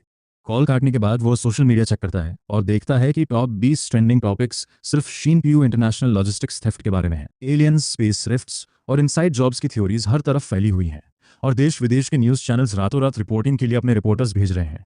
ये एक ऐसी घटना है जो इतिहास के पन्नों में दर्ज होने वाली है। फिर भी इसके लिए जिम्मेदार आदमी आज़ाद रहने वाला है। इसी बीच पृथ्वी के पास से गुजरने वाले आईसी कॉमेट की खबर ट्रेंड ट्रैक में नहीं है। अचानक जमीन थोड़ी कांपती हुई महसूस होती है और जैसे ही वो खिड़की के बाहर देखता है, सफेद रोशनी की एक लकीर रात के आसमान को चीरती हुई निकलती है। मीटियर आ चुका है। पृथ्वी की ग्रेविटी ने आईसी कॉमेट को अपनी तरफ खींच लिया है और बर्फीली तबाही आखिरकार आ चुकी है। वो अपने बैक रूम की बुलेट प्रूफ खिड़की खोलता है ताकि इस बदलाव को महसूस कर सके। ठंडी हवा का एक झोंका अंदर आता है, जिससे उसकी कंपाकंपी छूट जाती है। क्योंकि कुछ ही पलों में तापमान 10 डिग्री से ज़्यादा गिर जाता है। अगले एक हफ्ते तक ये कॉमेट दुनिया का नक्शा बदलता रहेगा। तापमान आखिरकार 90 डिग्री बिलो जीरो पर जाकर थमेगा, एक ऐसा मोड़ जहां पूरी दुनिया का इकोसिस्टम एक भयानक और आखिरी चोट झेलेगा। उधर चैट में अचानक बढ़ी इस चुभने वाली ठंड को लेकर शिकायतों की बाढ़ आ गई है, क्योंकि स्नेक माउंटेन पर गए लोगों को एहसास होता है कि उनका मीटियोर देखने का ट्रिप एक बर्फीली मुसीबत में बदल चुका है। पड़ोसी एक दूसरे से कपड़े मांग रहे हैं, फिर भी ज्यादातर लोग अजीब तरह से बेफिक्र हैं और मान रहे हैं कि ये बस एक मामूली, हालांकि तेज तापमान की गिरावट है। लीमू खामोशी से ये सब देखता है। वो जानता है कि अगर उसने ये कहा कि दुनिया खत्म होने वाली है तो उसे पागल समझ लिया जाएगा या किसी पागल खाने भेज दिया जाएगा। जैसे ही सोशल मीडिया मीटियोर की फोटोज और दुआओं से भर जाता है, वो पड़ोसी जिसने लीमू से पैसे लिए थे उसे मैसेज करके बताता है कि काम हो गया है। वो आदमी दावा करता है कि उसने सितारों के सामने चिल्लाकर वो दुआ मांगी है, लेकिन जैसा कि हम देख सकते हैं, सितारों या कहें कि उस कॉमेट का उसे पूरा करने का कोई इरादा नहीं है। थोड़ी हमदर्दी के नाते लीमू उसे चेतावनी देता है कि तापमान और भी नीचे गिरने वाला है और उसे तुरंत पहाड़ से नीचे उतर जाना चाहिए। पड़ोसी जवाब देता है कि उसकी चाची उसे घर बुला रही हैं। एक पल के लिए लीमू कल्पना करता है कि कोई छोटी लड़की अपने फोन को पकड़े कांप रही होगी। वो तुरंत इस ख्याल को झटक देता है। लीमू सोच रहा है कि मुमकिन है कि वो कोई अधेड़ उम्र का आदमी हो, और वो अपना ध्यान वापस शाम की न्यूज़ पर लगा देता है। ब्रॉडकास्ट में ऐलान किया जाता है कि आईसी कॉमेट पृथ्वी के सबसे करीब पहुंच चुका है और सुझाव दिया जाता है कि इसकी विशाल बर्फ गर्मियों में एक ताजगी भरी ठंडक ला सकती है। स्क्रीन पर बैठे एक्सपर्ट्स दावा करते हैं कि ये एक बिल्कुल सामान्य घटना है और तापमान जल्द ही स्थिर हो जाएगा, बावजूद इसके कि अभी भारी उतार चढ़ाव चल रहा है। लीमू सोफे पर पीछे झुकता है और हैरानी से स्क्रीन को घूरता है। वो सोचता है कि आखिर वे इस तबाही के असली मंजर को देखने कैसे चूक गए। न्यूज़ में जोर दिया जाता है कि कॉमेट कम से कम असर के साथ दूर चला जाएगा, लेकिन लीमू हकीकत जानता है। खैर, वो उतनी तैयारी कर चुका है जितनी एक इंसान कर सकता है। बाहर हवाएं तेज होने लगती हैं और शीशे पर सफ़ेद पाले की एक परत जमने लगती है, जिससे वो अपनी खिड़कियों की आखिरी बार बारीकी से जांच करने लगता है। उसने एक ऐसा गर्म सेंचुरी बनाया है जहां किसी को भी घुसने की इजाजत नहीं दी जा सकती, भले ही नेबरहुड ग्रुप चैट में गिरती बर्फ को लेकर उत्साह बढ़ने लगा हो। उसकी खिड़की के पास से बर्फ के फाहे गिरने लगते हैं, जो जमीन पर गिरते ही पिघल जाते हैं, क्योंकि पृथ्वी का पूरा मौसम एक हिंसक बदलाव की तरफ बढ़ रहा है। जिन्हाई में 3 साल से बर्फ नहीं पड़ी थी, और पतझड़ आने से पहले ही इसका शुरू हो जाना इस बात का संकेत है कि कुछ बहुत बड़ा होने वाला है। जहां कुछ लोग डूबते हुए द्वीपों के बारे में अजीब मजाक पोस्ट कर रहे हैं, वहीं बाकी लोग सच में परेशान होने लगे हैं कि एक दूर का कॉमेट ग्रह पर इतना गहरा असर कैसे डाल सकता है। चैट में एक रिटायर्ड प्रोफेसर साइंस समझाने की कोशिश करता है, लेकिन बाकी लोग उसे चिल्लाकर चुप करा देते हैं, जो ये मानने को तैयार नहीं है कि खतरा असली है। एक पड़ोसी पूरे भरोसे के साथ शर्त लगाता है कि बर्फ कुछ ही दिनों में पिघल जाएगी। वो इस बात को पूरी तरह नजरअंदाज कर देता है कि कॉमेट की बर्फ का द्रव्यमान पृथ्वी के दोनों ध्रुवों को मिलाकर भी उससे ज्यादा है। बहस मामूली बातों पर उतर आती है और लोग एक्सपर्ट्स का मजाक उड़ाते हैं, इस बात से बेखबर कि जिस दुनिया को वो जानते थे वो हमेशा के लिए खत्म होने वाली बर्फीली सर्दियों की पहली परतों के नीचे दफन हो रही है। हम देखते हैं कि चैट अब बदतमीजी पर उतर आई है, क्योंकि लोग एक रिटायर्ड प्रोफेसर की चेतावनियों का मजाक उड़ा रहे हैं और उठती लहरों और भूकंपों को कॉमेट के आने से जोड़ रहे हैं। पड़ोसी भद्दे मजाकों के साथ इसे टाल देते हैं और दावा करते हैं कि अगर कॉमेट से आपदा आती है तो उनके रोजाना के काम ही मौसम के लिए जिम्मेदार होंगे। ये घोर अज्ञानता का प्रदर्शन है, जो अक्सर एक बहुत ही कड़वे सबक से पहले देखने को मिलता है। लीमू उन्हें जश्न मनाते हुए देखता है। वो जानता है कि एक महीने में जब दुनिया बर्फ की चादर में लिपटी होगी तो इन लोगों में से 10 में से एक भी शायद ही जिंदा बचेगा। जैसे ही बर्फ मोटी होने लगती है और जमने लगती है, लोग चुभने वाली ठंड से जाग जाते हैं और हीटर्स और फालतू कंबलों के लिए हाथ पैर मारते हैं। हालांकि हमारे प्रोटैगनिस्ट के सेंचुरी के अंदर तापमान 25 डिग्री पर टिका हुआ है। अगली सुबह जब वो पर्दे खोलता है तो सामने पूरी दुनिया सफेद नजर आती है। बर्फ पहले ही 3 फीट गहरी हो चुकी है, जो जम चुके। जिन्हाई शहर पर एक अंधा कर देने वाली रोशनी बिखेर रही है, जो रातों रात एक बंजर जमीन में बदल गया है। बर्फ गिरना बंद नहीं हो रही है और बाहर का तापमान -19 तक पहुंचने के साथ ही नेबरहुड ग्रुप चैट में हड़कंप मच जाता है। लोग हीटर्स और कई कंबलों के बावजूद जमते हुए जागने की शिकायत कर रहे हैं, और जल्द ही उन्हें एहसास होता है कि कड़ाके की ठंड सिर्फ असुविधा ही नहीं बल्कि और भी बहुत कुछ लेकर आई है। पाइप्स पूरी तरह जम चुके हैं, जिससे खाना बनाना नामुमकिन हो गया है। यहाँ तक कि घरों के वाटर डिस्पेंसर्स भी बर्फ के टुकड़ों में बदल गए हैं, क्योंकि अंदर का तापमान 0 से नीचे गिर गया है। ज्यादातर निवासी दक्षिण के रहने वाले हैं, जिन्होंने कभी ऐसी ठंड का सामना नहीं किया, और वे पानी के संकट को ठीक करने के लिए तुरंत बिल्डिंग मैनेजर जीन सू ई फोंग की तरफ मुड़ते हैं। जीन सू ई फोंग खुद अपने बिस्तर में कांप रही है। इतनी ज्यादा ठंड है कि वो किसी की मदद नहीं कर सकती, हालांकि वो जानती है कि उसे अपना प्रोफेशनल चेहरा बनाए रखना होगा। वो एक खोखला वादा करती है कि मेंटेनेंस की टीम रास्ते में है। इसी बीच लीमू अपने गर्म घर में आराम से बैठा है, ठंडी सोया मिल्क की चुस्कियां ले रहा है और एक पौष्टिक ब्रेकफास्ट का मजा ले रहा है। वो सोचता है कि क्या बाहर ठंड भी है। सुबह की थोड़ी सी जॉग ने ही उसे पसीने से तरबतर कर दिया था, और थर्मोमीटर देखने पर पता चला कि बाहर की बर्फ के बावजूद अंदर का तापमान 24 डिग्री पर स्थिर था। इस नए युग के 7वें दिन तक बर्फ ने इमारतों की पहली मंजिल को ढक लिया है और पावर ग्रिड आखिरकार ठप होने लगा है। बिजली अब एक लग्जरी बन गई है, जो दिन में सिर्फ 2 घंटे के लिए मिलती है। और जहां पड़ोसियों की बेबस शिकायतों का कोई जवाब नहीं मिलता, वहीं एक खिड़की अब भी डटी हुई है। टर्नर कॉम्प्लेक्स के घने अंधेरे में लीमू का अपार्टमेंट रूम 901 मरती हुई दुनिया में आखिरी रोशनी की मीनार की तरह चमक रहा है। उस रात देर से जब वो अपने मसाज टब में सुकून ले रहा है, उसका स्मार्ट असिस्टेंट उसे सोने के वक्त की याद दिलाता है। तभी उसके फ़ोन की मैसेज लाइट्स जल उठती हैं। ये गाओ याहवे नाम की एक पड़ोसी का मैसेज है, जो उसे उसकी तेज़ परफ्यूम और भड़कीले कपड़ों के लिए याद है। वो रूखेपन से उससे पूछता है, तुम्हें क्या चाहिए? जब वो कहती है कि वो बिजी है, तो वो जोर देती है कि एक छोटा सा काम है जिसका बदला उसे बहुत अच्छा मिलेगा, और तुरंत अपनी एक उत्तेजक फोटो भेज देती है। लीमू बिना सोचे समझे फोटोज को सेव कर लेता है और गाओ याहवे से पूछता है कि क्या और भी हैं। उधर मर्दों की इसी कमजोरी को देखते हुए शाओलिन के चेहरे पर नफरत भरी मुस्कान आती है। गाओ याहवे अपनी गैलरी से एक और फोटो भेजती है, इस बार एक प्रोफेशनल सूट और ब्लैक स्टॉकिंग्स में अपनी खूबसूरती दिखाते हुए रेड हील्स में पोज देते हुए। वो इसे भी सेव कर लेता है और कुछ ही सेकंड्स बाद तीसरी फोटो आती है। उसकी शर्ट के बटन खुले हुए हैं और स्टॉकिंग्स फटी हुई हैं, जिसमें से उसके जिस्म की झलक दिख रही है। ये काफी भड़काऊ नजारा है और लीमू एक पल के लिए इस मेहनत की तारीफ करता है। फिर उसका एक वॉइस मैसेज आता है जिसकी आवाज़ बहुत मीठी और नशीली है। वो उसे बताती है कि चूंकि उसने अपनी प्राइवेट फोटोज शेयर की हैं, तो उसे उसकी मदद करने के लिए रूम 404 में नीचे आना ही चाहिए। हाँ, बुलावा बिल्कुल साफ है। लीमू एक एक फोटो को सेव करता है और फिर जवाब देता है कि बहुत देर हो चुकी है और वो सोने जा रहा है। वो उसके साथ रात बिताने की उसकी बेताब मिन्नतों को नज़रअंदाज कर देता है। गांव यावे कई और मैसेजेस भेजती है जिनका कोई जवाब नहीं मिलता, जिससे रूम 404 में मौजूद चारों महिलाएं एक दूसरे को हैरानी से देखने लगती हैं। उनका जाल बिछ चुका है, लेकिन शिकार फंस नहीं रहा है। रानियोन साफ तौर पर चिड़ी हुई है, जबकि फांगियन मे को अब भी शक है कि क्या ली मू के पास वाकई उतना अनाज है जितना शाओलिन ने उनसे वादा किया था। शाओलिन अपनी बात पर अड़ी रहती है और कहती है कि उसने खुद डिलीवरी ट्रक्स को देखा था और उन्हें रूम 901 में महीने भर चले शोर शराबे वाले रेनोवेशंस की याद दिलाती है।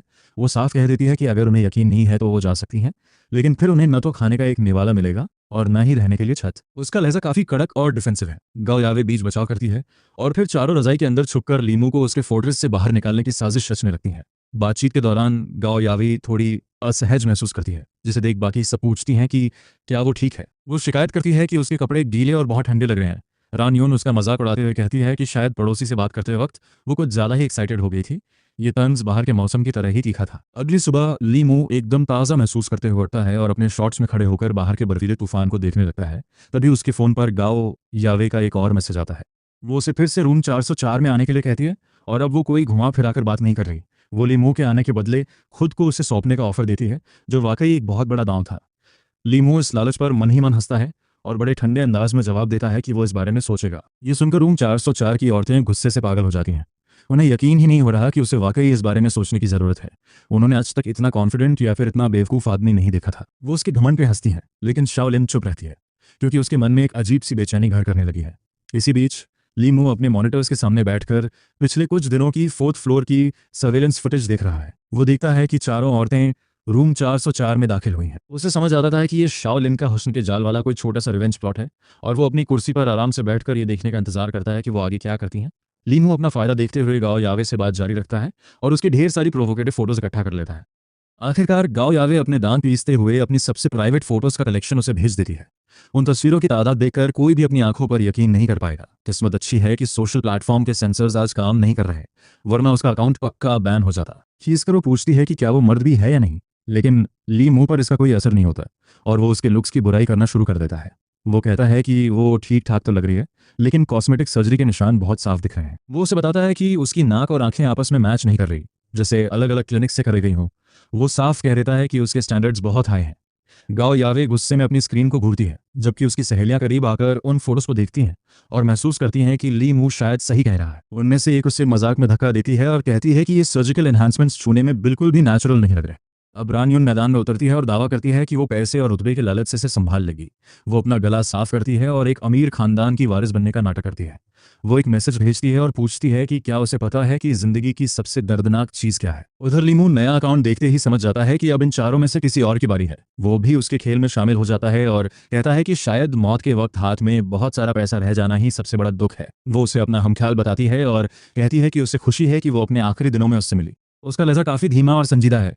वो कहती है कि प्रोफेसर वू ने उसे बताया है कि उसके पास जीने के लिए सिर्फ 1 साल बचा है और उसे बस एक बात का अफसोस है। लीमू उससे पूछता है कि क्या उसे HIV जैसी कोई बीमारी है। ये सुनकर रान युन भड़क जाती है और पूछती है कि क्या वो उसके लिए कुछ बेहतर नहीं सोच सकता। फिर वो बात हंसकर टाल देती है और कहती है कि वो एक शरीफ खानदान से है और उसे ऐसी गंदी बीमारियां कभी नहीं हो सकती। वो अपनी हालत को एक टर्मिनल साइलेंट मिस्ट्री बताती है। वो बड़ी चालाकी से ऐसी कहानी बुनती है कि उसे एक ऐसी बीमारी है जिसका असर अंत तक पता नहीं चलता। लीमू तंज कसते हुए पूछता है कि क्या उसे वाकई लगता है कि वो इस बात पर यकीन कर लेगा। वो और भी रहस्यमयी बन जाती है और अपना सरनेम रन बताती है। लीमू हैरान होने का नाटक करता है और पूछता है कि क्या वो उसी मशहूर और ताकतवर रान फैमिली से है।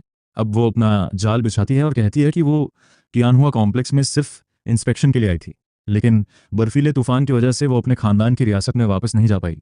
लीमू मन ही मन इस बात पर हंसता है कि कैसे बात जिस्म से रुतबे पर आ गई है, लेकिन वो ऐसी ऊंची खानदान की लड़की से बात करने का उत्साह दिखाता है।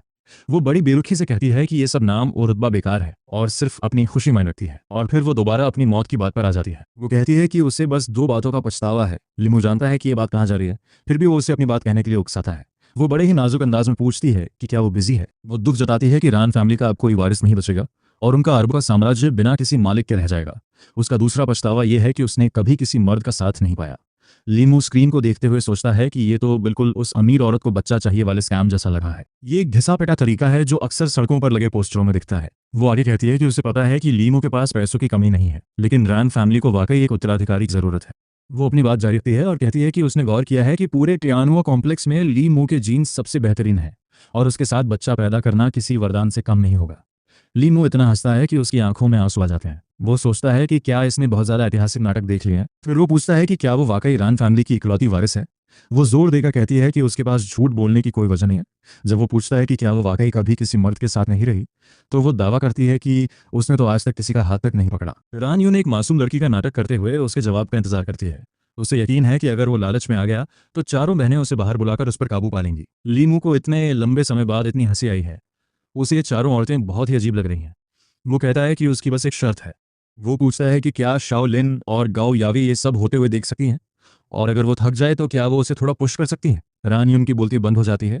वो हंसते हुए कहता है कि उसे पहले से पता था कि ये चारों गोल्ड डिगर्स उसे फंसाने की कोशिश कर रही हैं और वो तो बस उनके साथ खेल रहा था। उधर रजाई के अंदर चारों औरतें सन्न रह जाती हैं और उन पर शर्मिंदगी और गुस्से का पहाड़ टूट पड़ता है। उन्हें एहसास होता है कि उनका प्लान बुरी तरह फेल हो गया है और उन्हें शुरू से ही बेनकाब कर दिया गया था। गाओ यावे कांपते हाथों से फोन पकड़ती है और उसे गालियां देने की कोशिश करती है, जबकि ईरान यून की आंखों में नफरत की आग जल रही होती है। लेकिन इससे पहले कि वो कुछ भेज पाती, एक और मैसेज आता है। वो उन्हें बताता है कि वो उसे कभी बेवकूफ़ नहीं बना सकती थी, क्योंकि वो पूरे टियानहुआ की सबसे बड़ी बेवकूफ़ है। गाओ यावी आखिरकार मैसेज सेंड करती है, लेकिन उसे सिर्फ एक रेड एक्सक्लेमेशन मार्क दिखता है।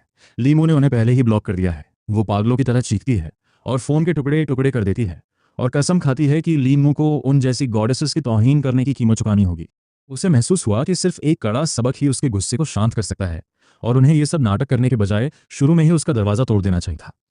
लीमू की बातों ने शाओलिन और बाकी तीनों को गुस्से की चरम सीमा पर पहुंचा दिया था। उन्हें गोल्ड डिगर्स कहे जाने पर वो सोच रही थीं कि क्या उसे अंदाजा भी है कि डिजाइनर बैग्स खरीदने के लिए उन्हें कितनी मेहनत करनी पड़ती है। बेदिली से वो रजाई से बाहर निकली, भारी कपड़े पहने और कमरे में हथियार ढूंढने लगी। उन्होंने कसम खाई कि वो स्ली द ब्लैक डॉग को ऐसा सबक सिखाएंगी कि वो जिंदगी भर याद रखेगा। उधर अपनी सुरक्षित जगह पर लीमू ने एक आखिरी मैसेज भेजा और उन्हें ब्लॉक करके सुकून की सांस ली। उसे पता था कि आज का दिन बहुत मजेदार बीतने वाला है। वो गुनगुनाते हुए नाश्ते की मेज पर बैठ गया जो लजीज पकवानों से भरी थी। रोज की तरह उसने बिल्डिंग की सर्वेलेंस फीड खोली ताकि देख सके कि बाहर क्या चल रहा है।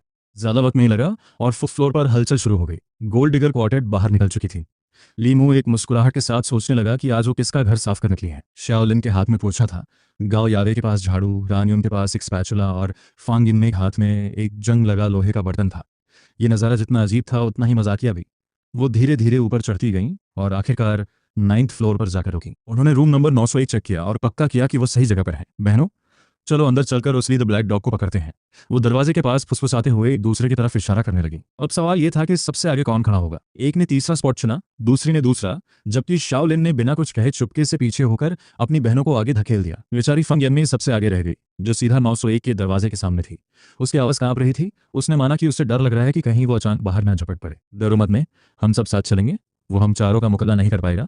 बाकी सबने उसके पीछे छुपते हुए बहादुरी दिखाई। दरवाजा खोलो, ली द ब्लैक डॉग। हमें पता है तुम अंदर हो। उन्होंने दरवाजे पर चिल्लाना शुरू कर दिया। अंदर लीमू एक ठंडी मुस्कान के साथ ये सब देख रहा था। उसे ऐसा नाम देते हुए देखकर उसे लगा कि वाकई इन औरतों की मौत आई है। हॉलवे में हाड़ कंपा देने वाली ठंड थी और अंदर से कोई हलचल न होते देख उन्हें शक हुआ कि क्या वो घर पे है भी या नहीं। चारों औरतें ठंड से बुरी तरह कांप रही थीं। मुझे पूरा यकीन है कि वो अंदर ही है, शाओलिन ने उनका हौसला बढ़ाते हुए कहा। ली द ब्लैक डॉग, बुज़दिल कहीं के, अगर हिम्मत है तो बाहर आकर हमारा सामना करो। वो चिल्लाने और कोसने लगी। लीमू ने बड़े आराम से अपना नाश्ता खत्म किया और अपने दरवाजे के बाहर उनकी इस हालत का मजा लेने लगा। वो उनसे लड़ने बाहर क्यों जाए, उससे ऐसे तमाशे में कोई दिलचस्पी नहीं थी। उसने एक रिप्लाई भेजा कि वो लोग इतनी मामूली हैं कि वो उनकी तरफ देखना भी पसंद नहीं करेगा। ये सुनते ही वो चारों ओर भड़क गईं। वो पागलों की तरह दरवाजे को पीटने और लाते मारने लगी और उसे गोल्ड डिगर वाली बात पर कोसने लगी। हमारी एक एक पाई मेहनत की कमाई है, तुम्हें अंदाजा भी है कि हम इसके लिए कितनी मेहनत करते हैं, गाओ यावे चिल्लाई।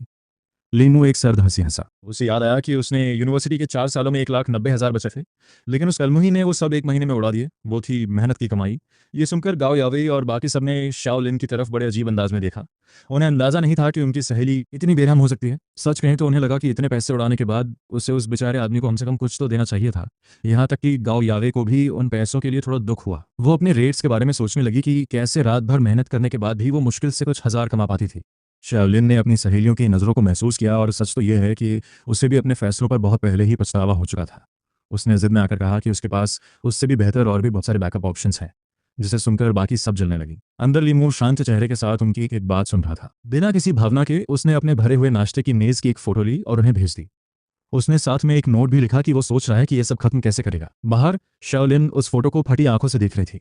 मेज पर सैंडविचेस, बेकन और पैनकेक्स जैसे लजीज पकवानों की दावत सजी थी। वहाँ मीट, बन्स, दूध और ताज़ा ऑरेंज जूस भी था। उन चारों के मुंह में तुरंत पानी आ गया, क्योंकि उन्होंने बहुत लंबे समय से भरपेट खाना नहीं खाया था।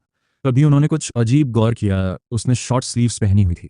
क्या उसे ठंड नहीं लग रही थी? उसके पीछे की लाइट्स एकदम चमकदार थीं, और ये एहसास उन चारों औरतों को पागल करने के लिए काफ़ी था। वो पागलों की तरह 901 का दरवाज़ा पीटने लगी। ली द ब्लैक डॉग नहीं, भाई लीमू प्लीज़ दरवाज़ा खोलो और हमें अंदर आने दो। वो अंदर आकर थोड़ा गर्म होने की भीख मांगने लगी, लेकिन लीमू ने सिर्फ एक ठंडी मुस्कान के साथ अपना सिर हिलाया।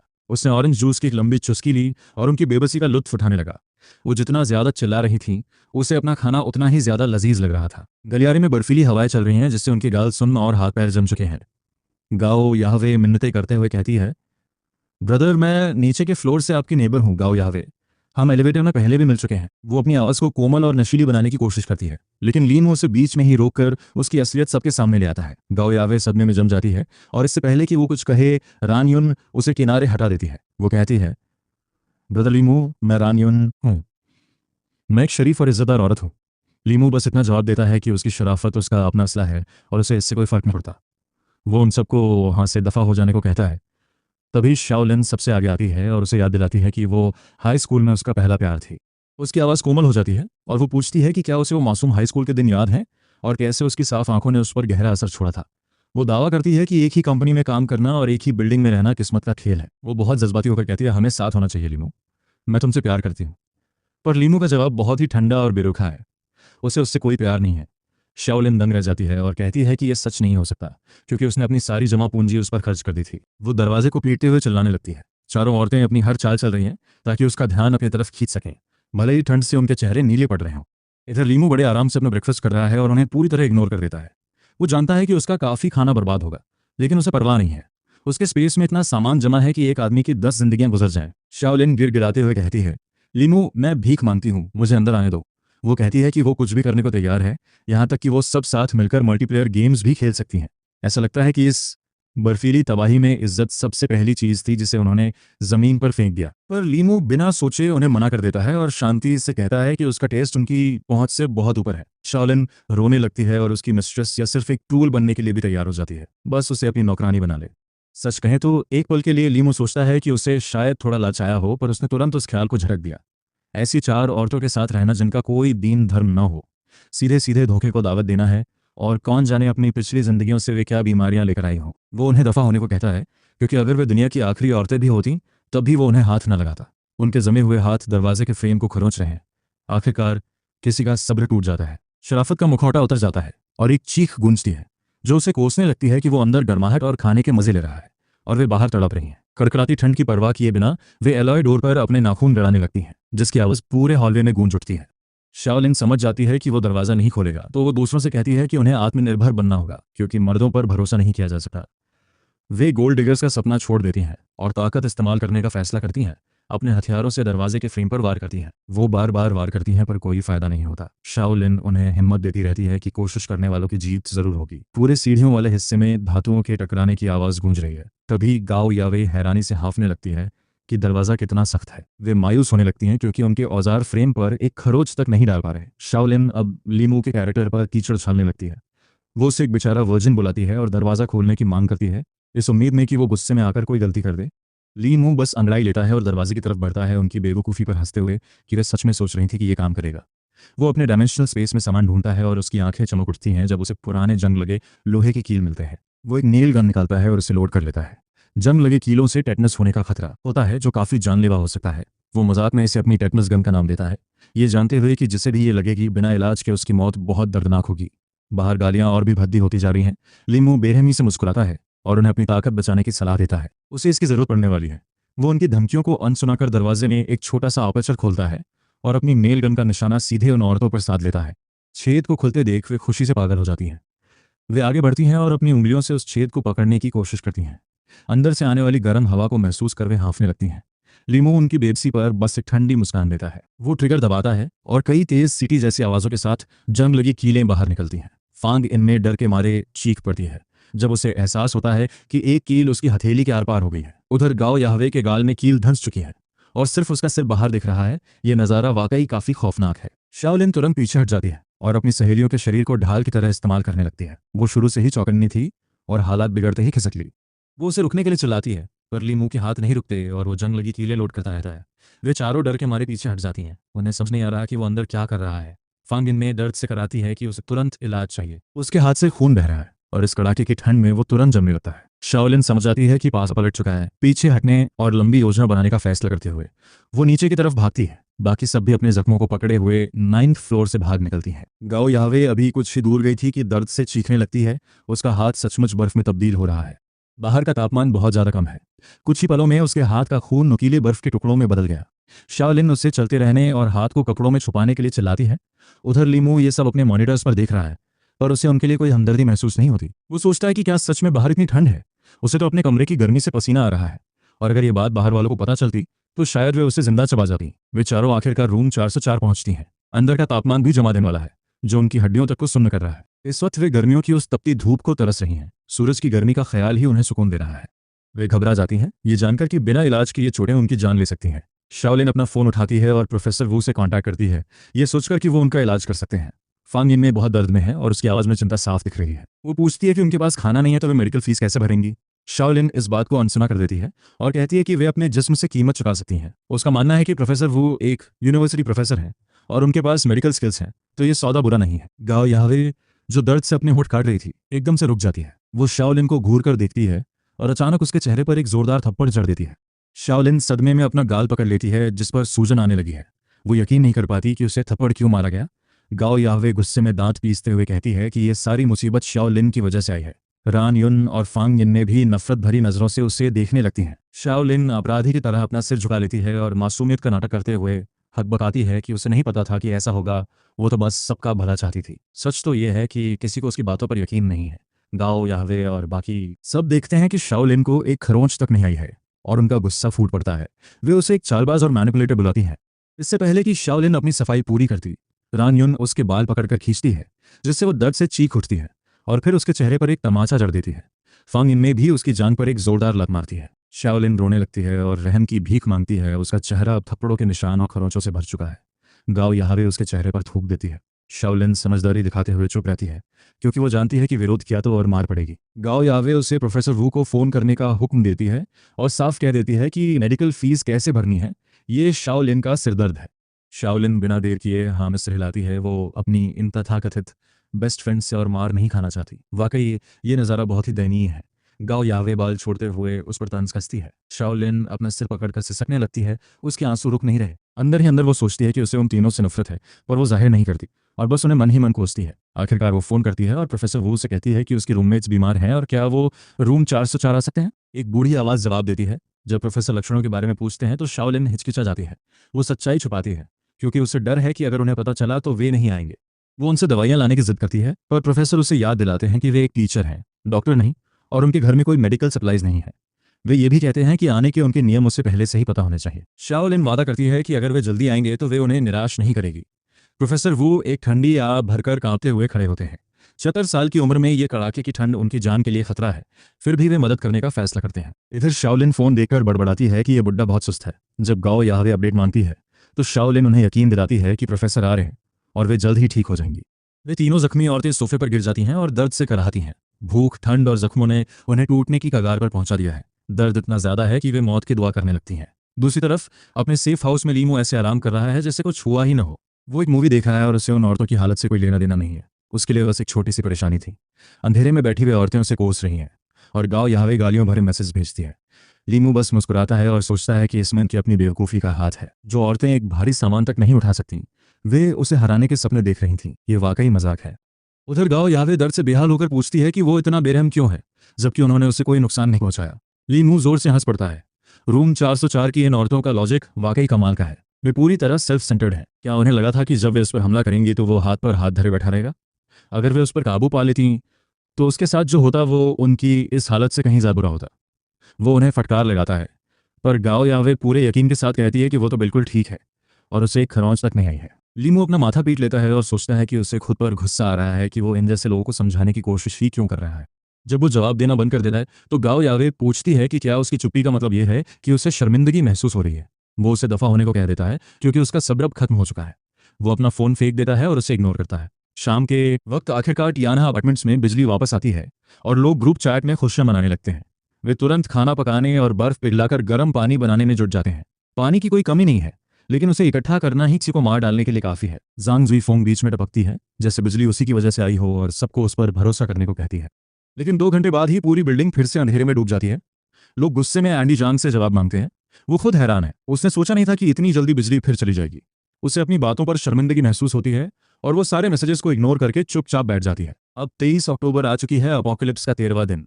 लीमू एक ठंडी सांस लेता है कि वक्त कितनी धीरे बीत रहा है। उसे लग रहा है जैसे 1 महीना गुजर गया हो, पर हिसाब लगाने पर पता चलता है कि सिर्फ 13 दिन ही हुए हैं। उसकी मेज खाने की चीज़ों से भरी है जो उसने वर्कआउट के बाद खुद को इनाम के तौर पर दिया है। तभी यॉरन का मैसेज आता है कि वो जाग गई है। आजकल वो अपनी हर छोटी बड़ी बात उसे बताती है। अक्सर लीमू सिर्फ एक शब्द में जवाब देता है। वो इस हद तक उसकी गुलाम बन चुकी है कि ये बात अब अजीब लगने लगी है। एक बार तो उसने बाथरूम जाने के लिए 5 घंटे इंतजार किया था क्योंकि उसने जवाब नहीं दिया था।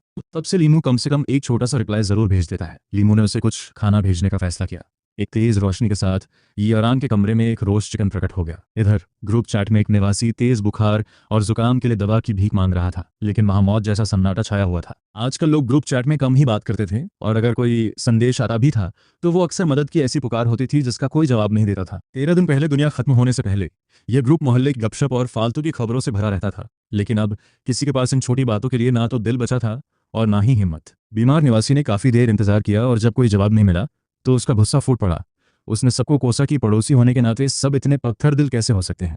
क्या पड़ोसियों को वाकई एक दूसरे की मदद करनी चाहिए?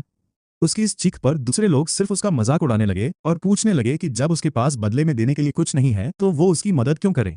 उन्होंने उसे साफ कह दिया कि वो बहुत भोली है, क्योंकि इंसान फितरत से स्वार्थी होता है और ताज्जुब है कि वो इतने दिनों तक इस कड़वे सच को जाने बिना कैसे जिंदा रही। ये बहस अभी ठंडी भी नहीं हुई थी कि एक और गुहार सामने आई। एक निवासी ने प्रोफेसर वू से मदद मांगी और बताया कि उसकी पत्नी होश खो रही है और उसका शरीर ठंडा पड़ता जा रहा है। प्रोफेसर वू, जो चिंघाई मेडिकल यूनिवर्सिटी से एक रिटायर्ड फैकल्टी मेंबर थीं, फौरन आने के लिए तैयार हो गई। इन दिनों वो अपनी मेडिकल एक्सपर्टीज के बदले खाने के छोटे मोटे टुकड़ों का सौदा कर रही थी। एक बार कंसल्टेशन के लिए वो नूडल्स का एक पैकेट या ब्रेड मांगती थी। चूंकि पूरी बिल्डिंग में वो अकेली डॉक्टर थीं, इसलिए कोई भी उनसे दुश्मनी मोल लेने की हिम्मत नहीं करता था। एक और बीमार निवासी ने उनकी तारीफों के पुल बांधते हुए मदद मांगी। उसे पता था कि प्रोफेसर वो पहले बिना किसी स्वार्थ के मोहल्ले की सफाई और कचरा उठाने में मदद करती थी, इसलिए उसे लगा कि वो कोई संत है। उन्होंने बस इतना जवाब दिया कि जुकाम के लिए दवा की जरूरत होती है और बिना दवा के वो भी लाचार है। जब उस आदमी ने जिद की कि एक डॉक्टर होने के नाते उनके पास कोई ना कोई रास्ता या फालतू गोलियां जरूर होंगी, तो उन्होंने जवाब देना बंद कर दिया। वो एक यूनिवर्सिटी प्रोफेसर थीं, कोई फार्मासिस्ट नहीं, और एक डॉक्टर भी अपने घर में दवाओं का इतना बड़ा स्टॉकपाइल नहीं रखता। उनके पास जो कुछ भी थोड़ा था वो बहुत पहले ही पड़ोसियों को दे चुकी थी।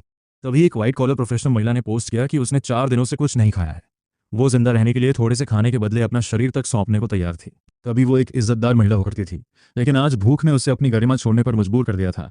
और जैसा कि हम जानते हैं, अपनी हवस से सोचने वाले मर्दों की दुनिया में कभी कमी नहीं होती। सर्वेलेंस कैमरास के जरिए ली मुंह देख रहा था कि कैसे वो अपने कमरे से बाहर निकली और कुछ देर बाद हाथ में बिस्किट्स का आधा डिब्बा लिए वापस लौटी। ये वाकई एक खौफनाक सौदा था। अचानक ग्रुप में एक और मालिक ने बड़े उत्साह से दावा किया कि उसे अपने शरीर में गर्मी और पसीने की लहर महसूस हो रही है और उसे लगा कि शायद उसके अंदर कोई सुपर पावर आ गई है।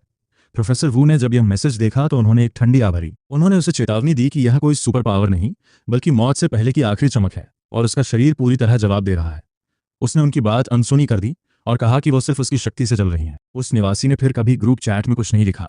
वो अपने घर में बिना कपड़ों के मर गया और उसके चेहरे पर वही उत्साह वाली चमक जम चुकी थी। यह एक दर्दनाक भ्रम था। अब तक बिल्डिंग का माहौल सिर्फ डर से बदलकर पूरी तरह मायूसी में तब्दील हो चुका था। इधर सेफ हाउस के अंदर खिड़की के पास एक टी केटल धीरे धीरे सीटी बजा रही थी। लीमू एक आरामदेह कुर्सी पर बैठा हाथ में किताब लिए पढ़ रहा था। पुराने दिनों में वो पैसा कमाने की दौड़ में इतना व्यस्त रहता था कि पढ़ने का वक्त ही नहीं मिला, लेकिन अब उसके पास फुर्सत ही फुर्सत थी। वो ए बिन नाम के एक हाई स्कूलर के बारे में पढ़ रहा था, जो पढ़ाई में तो कमजोर था लेकिन एक नॉवल का प्रोटैगनिस्ट था। उसे लगा कि लेखक सिर्फ अपनी कल्पनाओं के घोड़े दौड़ा रहा है। उसने चाय की चुस्की ली और कहानी के प्लॉट का मजाक उड़ाया। फिर भी उसने किताब नीचे नहीं रखी और दिलचस्पी के साथ पढ़ता रहा। बाहर की ठंड और भूख उसके लिए कोई मायने नहीं रखती थी। आखिरकार एआई हाउसकीपर की आवाज़ गूंजी और उसने बताया कि डिनर तैयार है। लीमू ने अपनी सेहत के लिए एक रेगुलर शेड्यूल बनाया था, और चूंकि वो पिछले कुछ दिनों से काफ़ी भारी मांस खा रहा था, इसलिए उसने आज रात कुछ हल्का खाने का फैसला किया। लीमू ने अपने पेट पर हाथ फेरा। उसे भूख तो नहीं थी, लेकिन कैबेज एंड टोफू सूप के साथ बकव्हीट बन्स उसे काफ़ी पसंद आए। जब इंसान की बुनियादी ज़रूरतें पूरी हो जाती हैं तो ज़िंदगी की रफ्तार बिल्कुल बदल जाती है। रूम 901 के अंदर की रोशनियां पूरे शहर के लिए एक लाइट हाउस की तरह चमक रही थीं। वक्त तेजी से बीता और 27 अक्टूबर 2023 की तारीख आ गई। तबाही का आज 17वां दिन था। तापमान गिरकर -70 तक पहुंच चुका था और बर्फ ने इमारत की पहली 3 मंजिलों को पूरी तरह दफन कर दिया था। बिल्डिंग 9 में मरने वालों की तादाद बढ़ रही थी और इधर लूडा का दबदबा चुपके से फैलता जा रहा था। अब वे खुलेआम लूटपाट नहीं कर रहे थे, बल्कि कुछ और ही योजना बनाए थे। सर्वेलेंस कैमरास के जरिए एक विचलित करने वाला नजारा दिखा। लूसेन अपने आदमियों के साथ घर घर जाकर धीरे से दरवाजा खटखटा रहा था। अगर कोई जवाब देता तो वे आगे बढ़ जाते, लेकिन अगर कोई जवाब नहीं मिलता तो वे दरवाजा तोड़कर जमे हुए शवों को बाहर निकाल लेते और उन्हें लूदा की मंजिल पर ले जाते। वे खाना जमा कर रहे थे। ये एहसास होते ही लीमू की रीढ़ में एक सिहरन दौड़ गई। ये कोई मामूली खाना नहीं था। जब भूख अपनी चरम सीमा पर पहुंच जाती है तो लोग चमड़ा चबाने लगते हैं और पेट भरने के लिए कुछ भी निकल जाते हैं, और आखिर में भूख से पागल हुए लोग अपने ही अपनों की तरफ देखने लगते हैं। अपने पिछले जीवन में लीमू को कभी पता नहीं चला कि यह दौर कब शुरू हुआ, लेकिन जब उसे होश आया तब तक उसे एक डाइनिंग टेबल पर बांधा जा चुका था। वो उस स्वाद की कल्पना भी नहीं करना चाहता था। सिर्फ उस मंजर के बारे में सोचना ही किसी को पागल करने के लिए काफी था। हालांकि कुछ पड़ोसियों के पास अब भी खाना था, लेकिन लूडा जैसा ठंडा दिमाग वाला स्ट्रैटेजिस्ट पहले से ही सबसे बुरे वक्त की तैयारी कर रहा था।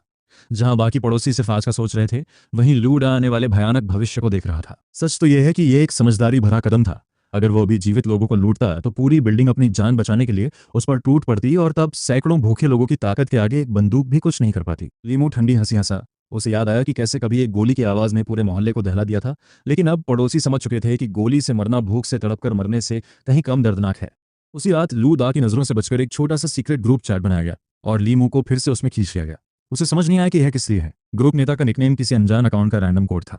उसने एक मैसेज भेजा, मेरे पास तुम सबके लिए एक बहुत ही खौफनाक खबर है। किसी ने तुरंत पलटकर पूछा कि आखिर वो है कौन, और उसे दफा होने को कहा। ग्रुप नेता ने बहस नहीं की और सीधे 3 तस्वीरें भेजी। वे तस्वीरें रूह कंपा देने वाली थीं। दर्जनों जमे हुए शव जो कभी बिल्डिंग 9 के निवासी थे, मर्द, औरतें, बूढ़े और बच्चे, किसी को नहीं बख्शा गया था। लीमू सोफे पर सीधा होकर बैठ गया। उसे पता था कि ये तस्वीरें लूड आके ही किसी आदमी ने खींची होंगी, क्योंकि किसी बाहरी की वहां तक पहुंच मुमकिन नहीं थी। इसका मतलब था कि ग्रुप नेता या तो कोई गद्दार था या खुद लूडा कोई गंदा खेल खेल रहा था। लीमू ने चैट में टाइप किया, लगता है मिस्टर अंडरकवर फिर से आग लगाने के लिए वापस आ गए हैं। नेता ने खुद को सही साबित करने के लिए कहा कि उसने अपनी जान जोखिम में डालकर ये तस्वीरें ली हैं और वो उनकी तरफ है, लेकिन मालिक अब उसकी बातों में नहीं आने वाले थे, क्योंकि पिछली बार भी लूडा उनसे 2 कदम आगे निकला था। नेता ने आगे बताया कि लूडा इन शवों को तब के लिए जमा कर रहा है जब खाना पूरी तरह खत्म हो जाएगा। उसने जो योजना बताई उसे सुनकर ही किसी का भी जी निचला जाए। जो लोग ग्रुप छोड़ने वाले थे वे सन्न रह गए। लीमू एक ठंडी मुस्कान के साथ ये सब देख रहा था। नेता ने अगला खुलासा किया, लूडा अब जिंदा लोगों को भी अपना स्टॉक बनाने की तैयारी में है। ये जानकर कि उन्हें सिर्फ राशन समझा जा रहा है, लोग पागल हो उठे। पूरी बिल्डिंग में लोग अपने बिस्तरों पर उठकर बैठ गए और फटी आंखों से स्क्रीन को ताकने लगे। अब तो तुम्हें मुझ पर यकीन है ना? नेता ने पूछा। एक मालिक ने आखिरकार हिम्मत जुटाकर पूछा कि वे क्या करें। नेता ने उकसाया, हमें एकजुट होकर लूडा को खत्म करना होगा और इस शैतान को बिल्डिंग 9 से बाहर निकालना होगा। लीमू को इस बहादुरी भरे आह्वान में एक बड़ी कमी नजर आई। उसने सीधे पूछा, अगर तुम उसके इतने करीब हो तो खुद ही उसे खंजर क्यों नहीं घोंप देते? ये एक तार्किक सवाल था जिसे बाकी लोगों ने भी दोहराया। नेता शायद गुस्से से लाल हो गया होगा। उसने इन लोगों को चारा बनाने के लिए ग्रुप बनाया था, लेकिन बात उसकी अपनी कायरता पर आ गई। उसने बहाना बनाया कि वहां कड़ी सुरक्षा है और उसे मौका नहीं मिल रहा। लीमू ने फिर मजाक उड़ाया और सलाह दी कि वो बाकी गार्ड्स को अपनी तरफ कर ले, क्योंकि कोई भी समझदार आदमी अब लूडा का साथ नहीं देगा। नेता का धैर्य जवाब दे गया और उसने गुस्से में लिखा, भाड़ में जाओ, तुम सब बेवकूफ़ हो, अब मरो बैठकर। और उसने ग्रुप डिलीट कर दिया। लीमू जोर से हंस पड़ा। उसने एक और तथाकथित क्रांतिकारी का खेल बिगाड़ दिया था। उसे किसी की हार या जीत से फर्क नहीं पड़ता था, वो बस तमाशा देखना चाहता था। जल्द ही हुयुआन ने एक नया ग्रुप बनाया और उसी अनोनिमस नेता को फिर से बुलाया गया, लेकिन वो ज्यादा देर नहीं रुका और सबको गाली देकर बाहर निकल गया। लोग हक्के बक्के रह गए। उन्हें लगा कि उनका इकलौता मुखबिर चला गया है। किसी ने लीमू पर इल्जाम लगाया कि उसने उसे भगा दिया, लीमू चुप बैठने वालों में से नहीं था। उसने जवाब दिया कि उस जासूस को भगाने में सबका बराबर का हाथ था। हुयुआन ने माहौल बिगड़ने से पहले बीच बचाव किया और सबको याद दिलाया कि जब तक लूदा है उनकी जान खतरे में है। उसने गुहार लगाई, दोस्तों हालात बहुत खराब हैं, हमें इस राक्षस को रोकना ही होगा। बाकी लोग भी तैयार हो गए। लीमू ने लापरवाही से कहा, अगर तुम लोगों ने उसे खत्म नहीं किया तो समझो तुम सबका खेल खत्म है। उसने जानबूझकर तुम शब्द का इस्तेमाल किया जिसे फिलहाल किसी ने नहीं पकड़ा। हुयुआन ने जोश भरने के लिए अपने निजी स्टॉक से हर उस शख्स को एक बिस्किट देने का वादा किया जो हमले में शामिल होगा। लोगों की आंखों में चमक आ गई, लेकिन तभी लीमू ने पूछ लिया कि काम होने के बाद का इनाम क्या होगा। हुयुआन गुस्से से दांत पीसने लगा। वो चाहता था कि यह लड़का एक बार के लिए चुप रहे। बाकी लोगों ने भी मांगे बढ़ानी शुरू कर दी, जिससे ह्यूयुआन को एक ऐसा वादा करना पड़ा जिसे पूरा करना उसके बस में नहीं था। उसने कहा कि लूदा की हार के बाद उसके गोदाम का सारा माल सबका होगा। लोग इस बात पर मान गए क्योंकि फिलहाल जिंदा रहना ही उनका सबसे बड़ा मकसद था। एक एक करके सब मिशन के लिए साइन अप करने लगते हैं और पूरा चैट वॉलंटियर से भर जाता है। हर तरफ बहादुरी की बातें हो रही हैं, लेकिन लीमू चुपचाप सब तमाशा देखने का फैसला करता है। जाहिर है उसकी यह चुप्पी ज्यादा देर तक छुप नहीं पाती और लोग उसकी गैर मौजूदगी को नोटिस कर लेते हैं। वे सवाल करने लगते हैं, लीमू तुम्हारी प्रॉब्लम क्या है? वे चिढ़ जाते हैं क्योंकि लीमू ने इस मुश्किल काम में मदद के लिए हाथ नहीं बढ़ाया था। एक ओनर ताना मारता है कि लीमू उन लोगों में से है जो मुसीबत के वक्त किसी काम के नहीं आते, बस कलेश करवाने में चैंपियन है। सबको समझ आ जाता है कि वह सिर्फ बहस करने के लिए एक्टिव होता है। जब से यह एक्सट्रीम कोल्ड शुरू हुई है, किसी ने लीमू को सामने से नहीं देखा है। इस बात से लोगों की नफरत और बढ़ जाती है कि वे बाहर अपनी जान जोखिम डाल रहे हैं और लीमू अपने कमरे में सुरक्षित बैठा है। ये कड़वाहट इतनी बढ़ जाती है कि लोग अब खुलेआम उसका मजाक उड़ाने लगते हैं। कुछ लोग कहते हैं कि वह सिर्फ बहती गंगा में हाथ धोना जानता है और उसे हर चीज़ मुफ्त में चाहिए। वे हंसते हुए कहते हैं, क्या हुआ अगर उसने लॉटरी में 30 मिलियन जीत लिए? इस मौसम में वो पैसा किसी काम का नहीं है, वो उसे खर्च तक नहीं कर सकता। पूरा चैट उसके मजाक से भर जाता है। वे मजाक उड़ाते हैं कि उसके करोड़ों रुपए धरे के धरे रह जाएंगे और वो महंगे टॉयलेट पेपर से ज्यादा कुछ नहीं है। लीमू अपने चेहरे पर एक हल्की मुस्कान के साथ इन गालियों को देखता रहता है। इधर हुयुआन भी सबको ज्वाइन कर लेता है और चिल्लाकर कहता है कि लीमू को आगे आना चाहिए और पीछे छुपना बंद करना चाहिए। लीमू शांति से जवाब देता है और उन्हें याद दिलाता है कि इस मामले में वो उनके साथ नहीं है। लीमू अपने फोन को देख रहा है जहां ग्रुप चैट में उसके खिलाफ गुस्सा उबल रहा है। वो बस एक सेंटेंस ग्रुप में डालता है, मैं तुम जैसा नहीं हूँ। जाहिर है ये सुनकर चैट में धमाका हो जाता है और सब पूछने लगते हैं कि उसमें ऐसी क्या खास बात है। वे उसे ताना मारते हैं कि उसने तो पहले महंगे दाम पर ग्रेन भी नहीं खरीदा था। उनकी नज़र में उसके लॉटरी के मिलियन से जमी हुई दुनिया में बेकार कागज के टुकड़े हैं। लेकिन अगले ही पल उनके मैसेजेस जाना बंद हो जाते हैं। लीमू को अपनी बात पूरी करने से पहले ही ग्रुप से किक कर दिया जाता है, जिससे वह एक पल के लिए हैरान रह जाता है। वह दोबारा ज्वाइन करने की कोशिश करता है, लेकिन हुयुआन उसे बार बार रिजेक्ट कर देता है और ग्रुप से कहता है कि एक सड़े हुए सेब की वजह से वे अपना हमला करने का ग्रैंड प्लान खराब नहीं करेंगे। कुछ लोग अब भी नाखुश हैं और पूछते हैं कि वे लू डाहू से क्यों लड़ें जबकि लीमू किनारे बैठकर मजा लेगा।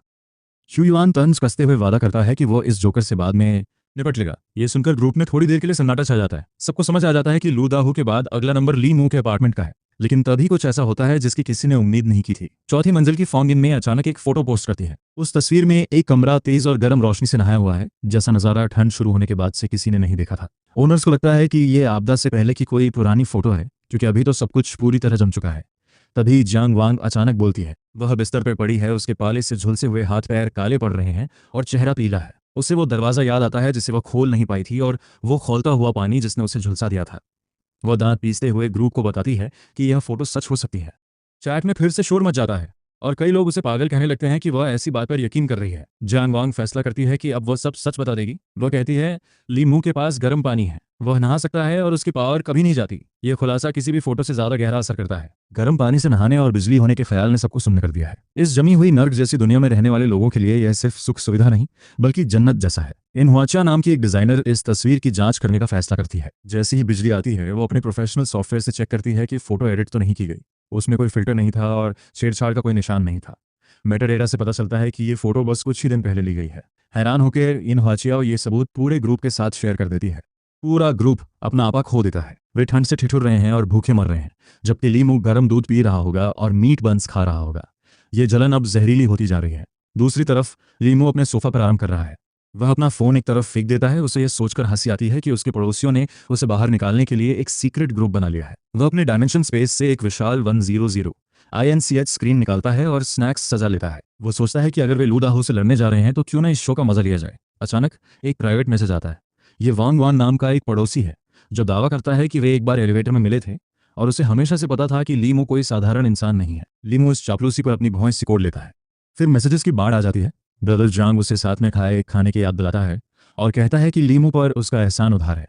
लीमू एक पड़ोसी का मैसेज पढ़कर हंसने लगता है, जो दावा कर रहा है कि क्योंकि उसने एक बार लीमू का फर्नीचर शिफ्ट करने में मदद की थी, इसलिए लीमू को उसे खाना खिलाना चाहिए। वह आदमी जोर देता है कि उनकी गहरी दोस्ती के नाते एक बोल नूडल्स काफ़ी होंगे और लीमू को उसका ख्याल रखना चाहिए। जैसे जैसे मैसेजेस और भी अजीब होने लगते हैं, लीमू को समझ आता है कि राज खुल चुका है। तभी एक महिला पड़ोसी उसे बिग ब्रदर कहकर मैसेज भेजती है। वह पूछती है कि क्या वह गेस्ट बनकर उसके घर आ सकती है। अब यह साफ है कि उन सबको पता चल गया है कि उसके पास सप्लाईज है। उन्हें पता है कि उसका घर गर्म है और वह एक अलग ही दुनिया में रह रहा है। वह किसी एक इंसान को चुनकर पूछता है कि उन्हें कैसे पता चला। वह इंसान इतना एक्साइटेड है कि ठीक से टाइप भी नहीं कर पा रहा। वह कपड़े धोने, खाना बनाने और यहाँ तक कि मसाज देने की भी पेशकश करती है। वो वादा करती है कि अगर वो उसे अंदर आने दे तो वो उसे बहुत खुश रखेगी। लीमू तुरंत उसे ब्लॉक कर देता है। वह 2 बच्चों की माँ है और एक जवान लड़की बनने का ढोंग कर रही है। इधर उधर हाथ पैर मारने के बाद जब कुछ हाथ नहीं लगता तो आखिर में हुयुआन संपर्क करता है और सुझाव देता है कि वह और लीमू मिलकर पूरी बिल्डिंग और तियाना कॉम्प्लेक्स पर राज करें। लीमू हंसते हुए कहता है कि बॉस हु के इरादे तो बहुत बड़े हैं। हुयुआन गंभीर है और समझाता है कि खाना, दवा और गर्मी ही ताकत की चाबी है। वह लीमू से कहता है कि वह राजा बन सकता है, लेकिन लीमू शांति से उसे बकवास बंद करने और ये बताने को कहता है कि सबको पता कैसे चला। फिर हुयुआन उसे वापस ग्रुप में ऐड कर लेता है। चैट का माहौल पल भर में बदल जाता है। हर कोई बिग ब्रदर लीमू का स्वागत करता है और दावा करता है कि उसके आने से हवा में भी गर्माहट महसूस हो रही है। लीमू इस चापलूसी को एक हल्की मुस्कान के साथ देखता है। उसे पता है कि ये लोग उसे पसंद नहीं करते, उन्हें बस का खाना और गर्म अपार्टमेंट चाहिए। वो चैट हिस्ट्री चेक करता है और फांग इन्ने की फोटो, जियांग वांग का गर्म पानी का जिक्र और इन हाक्शाओ का टेक्निकल वेरिफिकेशन देखता है। उसे हंसी आती है। वे सिर्फ नाश्ते की एक फोटो के आधार पर अंदाजा लगा रहे हैं। उन्हें अंदाजा भी नहीं है कि वे जो देख रहे हैं वो सिर्फ एक धूल का कण है, जबकि वह तो पूरे लॉजिस्टिक्स पार्क का मालिक है। उधर 24th फ्लोर पर लियू दाहू लालच भरी नजरों से चैट देख रहा है। उसके आदमी लीमू की दौलत के ख्याल से ही लाट टपका रहे हैं। वे खाने, पानी और उस किले जैसे अपार्टमेंट के सपने देख रहे हैं। लियू दाहू का मन भी डोलता है, लेकिन वह एक भारी और खतरनाक आवाज में अपने आदमियों की तरफ मुड़ता है। वह जानना चाहता है कि उसकी पीठ पीछे उसे गिराने के लिए सीक्रेट ग्रुप किसने शुरू किया था। एंड लियू दाहू जैसे ही गद्दारों का बेरहमी से शिकार शुरू करता है, उसके आदमियों के चेहरे पीले पड़ जाते हैं। दिन खत्म होने तक 5 लोग रूम नंबर 2402 से गायब हो चुके थे, जिनका अंजाम इमरजेंसी रैशंस बनना तय था। इसी बीच लीमू के साथ किसी राजा जैसा बर्ताव किया जा रहा है। उसके पड़ोसी उसकी हर बात की तारीफ करते हैं, यहाँ तक कि उसके पंक्चुएशन की भी। लेकिन अंदर ही अंदर लीमू जानता है कि उनकी ये दया सिर्फ तब तक है जब तक उसके पास सामान है। उम्मीद के मुताबिक ये खबर मेन ओनर ग्रुप में फैल जाती है और सब पागल हो जाते हैं। लीमू के सामने ऐसे गिड़गिड़ाने लगते हैं जैसे वह कोई भगवान हो। मर्द जानवरों की तरह काम करने की पेशकश करते हैं कि औरतें उसकी नज़रों में आने की उम्मीद में अलग अलग कपड़ों में अपनी फोटो से उसका इनबॉक्स भर देती हैं। लीमू इस तमाशे को हैरानी और मजाक के मिले जुले भाव से देखता है और गौर करता है कि ऑफिशियल कंटेंट मॉडरेशन तो जैसे पूरी तरह खत्म ही हो चुका है। यहाँ तक कि वांग इन भी एक मैसेज भेजती है और अपना परिचय लियू वेमिंग की पत्नी के तौर पर देती है। वह कहती है क्योंकि उसके पति ने पहले उसे बुरा भला कहा था, इसलिए वह उसकी भरपाई करने के लिए कुछ भी करने को तैयार है। इसके तुरंत बाद वह एक और मैसेज भेजती है और पूछती है कि क्या उसे अपने दुश्मन की पार्टनर को सर झुकाए खड़ा देखकर मजा नहीं आएगा। लीमू अपनी भौहें चढ़ाता है, ये सोचकर कि वह जानती है कि किसी को कैसे लुभाना है, लेकिन वह बस इतना जवाब देता है कि उससे फालतू की चीजों में कोई दिलचस्पी नहीं है। वह चुप हो जाती है। लेकिन तभी प्रॉपर्टी मैनेजर जियांग शुएफंग अचानक सामने आती है। जियांग शुएफंग एक मैनेजर होने के नाते हुक्म देती है कि वह सारा सामान बराबर बढ़ाने के लिए उसके हवाले कर दे। लीमू अपनी हंसी नहीं रोक पाता।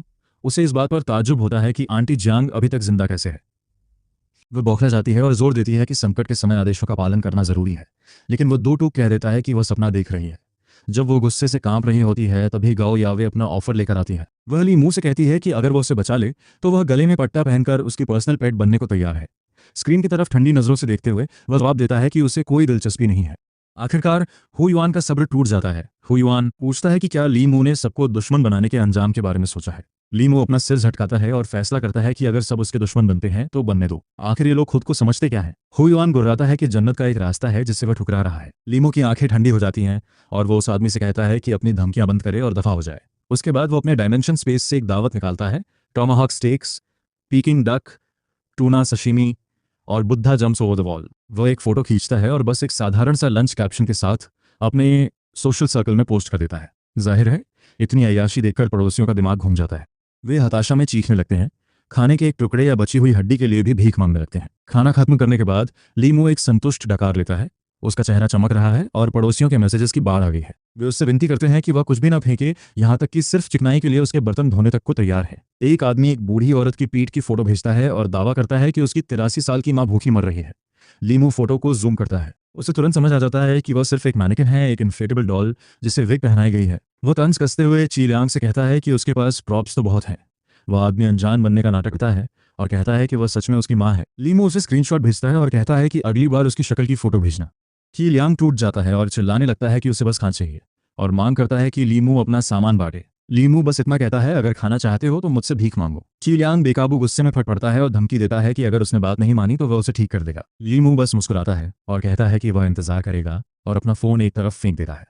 वह अपनी सास चेयर पर बैठ जाता है, ये जानते हुए कि उससे निपटने के लिए लोगों की एक लंबी कतार खड़ी है। जैसा कि उम्मीद थी, एक नया सीक्रेट ग्रुप बनता है जिसका नाम क्लीनअप स्क्वाड रखा जाता है और उनका टारगेट यूनिट 901 में रहने वाला लीमू है।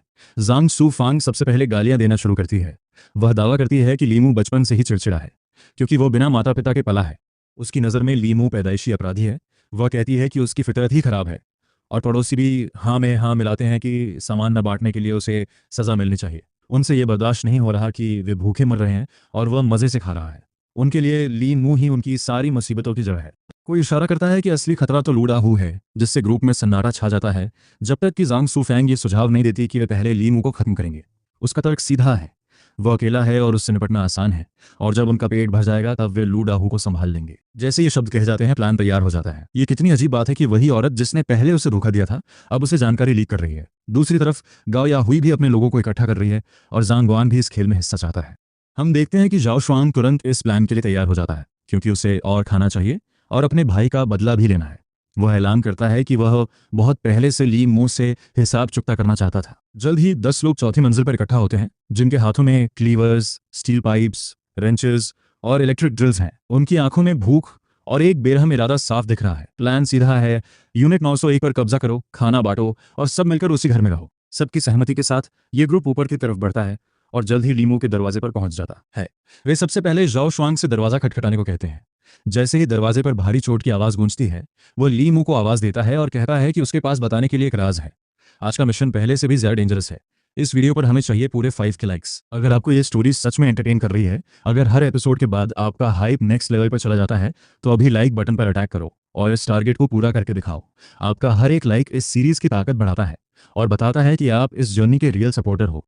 चैनल को सब्सक्राइब करके बेल आइकन ऑन कर लो क्योंकि आगे जो आने वाला है वो पहले से ज़्यादा क्रेजी और अनएक्सपेक्टेड होने वाला है। एक भी एपिसोड मिस किया तो पूरी कहानी का गेम बदल जाएगा। और अब आता है आज का स्पेशल मिशन। हर इंसान इस वीडियो को 3 बार तक हाई कर सकता है, मतलब आपके पास पूरे 3x3 हाई पॉइंट्स हैं। तो अभी जाकर तीनों हाई पॉइंट्स फुल कर दो क्योंकि यही डिसाइड करेगा कि अगला एपिसोड कितने बड़े लेवल पे आएगा। हर एपिसोड के पीछे घंटों की मेहनत लगती है। कहानी को इस लेवल तक लाने में पूरा टाइम और एनर्जी जाती है। अगर आपका सपोर्ट इसी तरह फुल पावर में रहा तो ये सीरीज और भी ज्यादा इंटेंस और सिनेमैटिक होती जाएगी। लेकिन अगर रिस्पांस डाउन गया तो हो सकता है आगे के एपिसोड सिर्फ मेंबर्स तक लिमिट हो जाए। तो अभी के अभी 5 की लाइक्स कंप्लीट करो, 3x3 हाई पॉइंट्स फिनिश करो, लाइक, सब्सक्राइब और कमेंट में लिखो मिशन कंप्लीट, क्योंकि ये सिर्फ एक चैनल नहीं है, हमारी पूरी कम्युनिटी की ताकत है।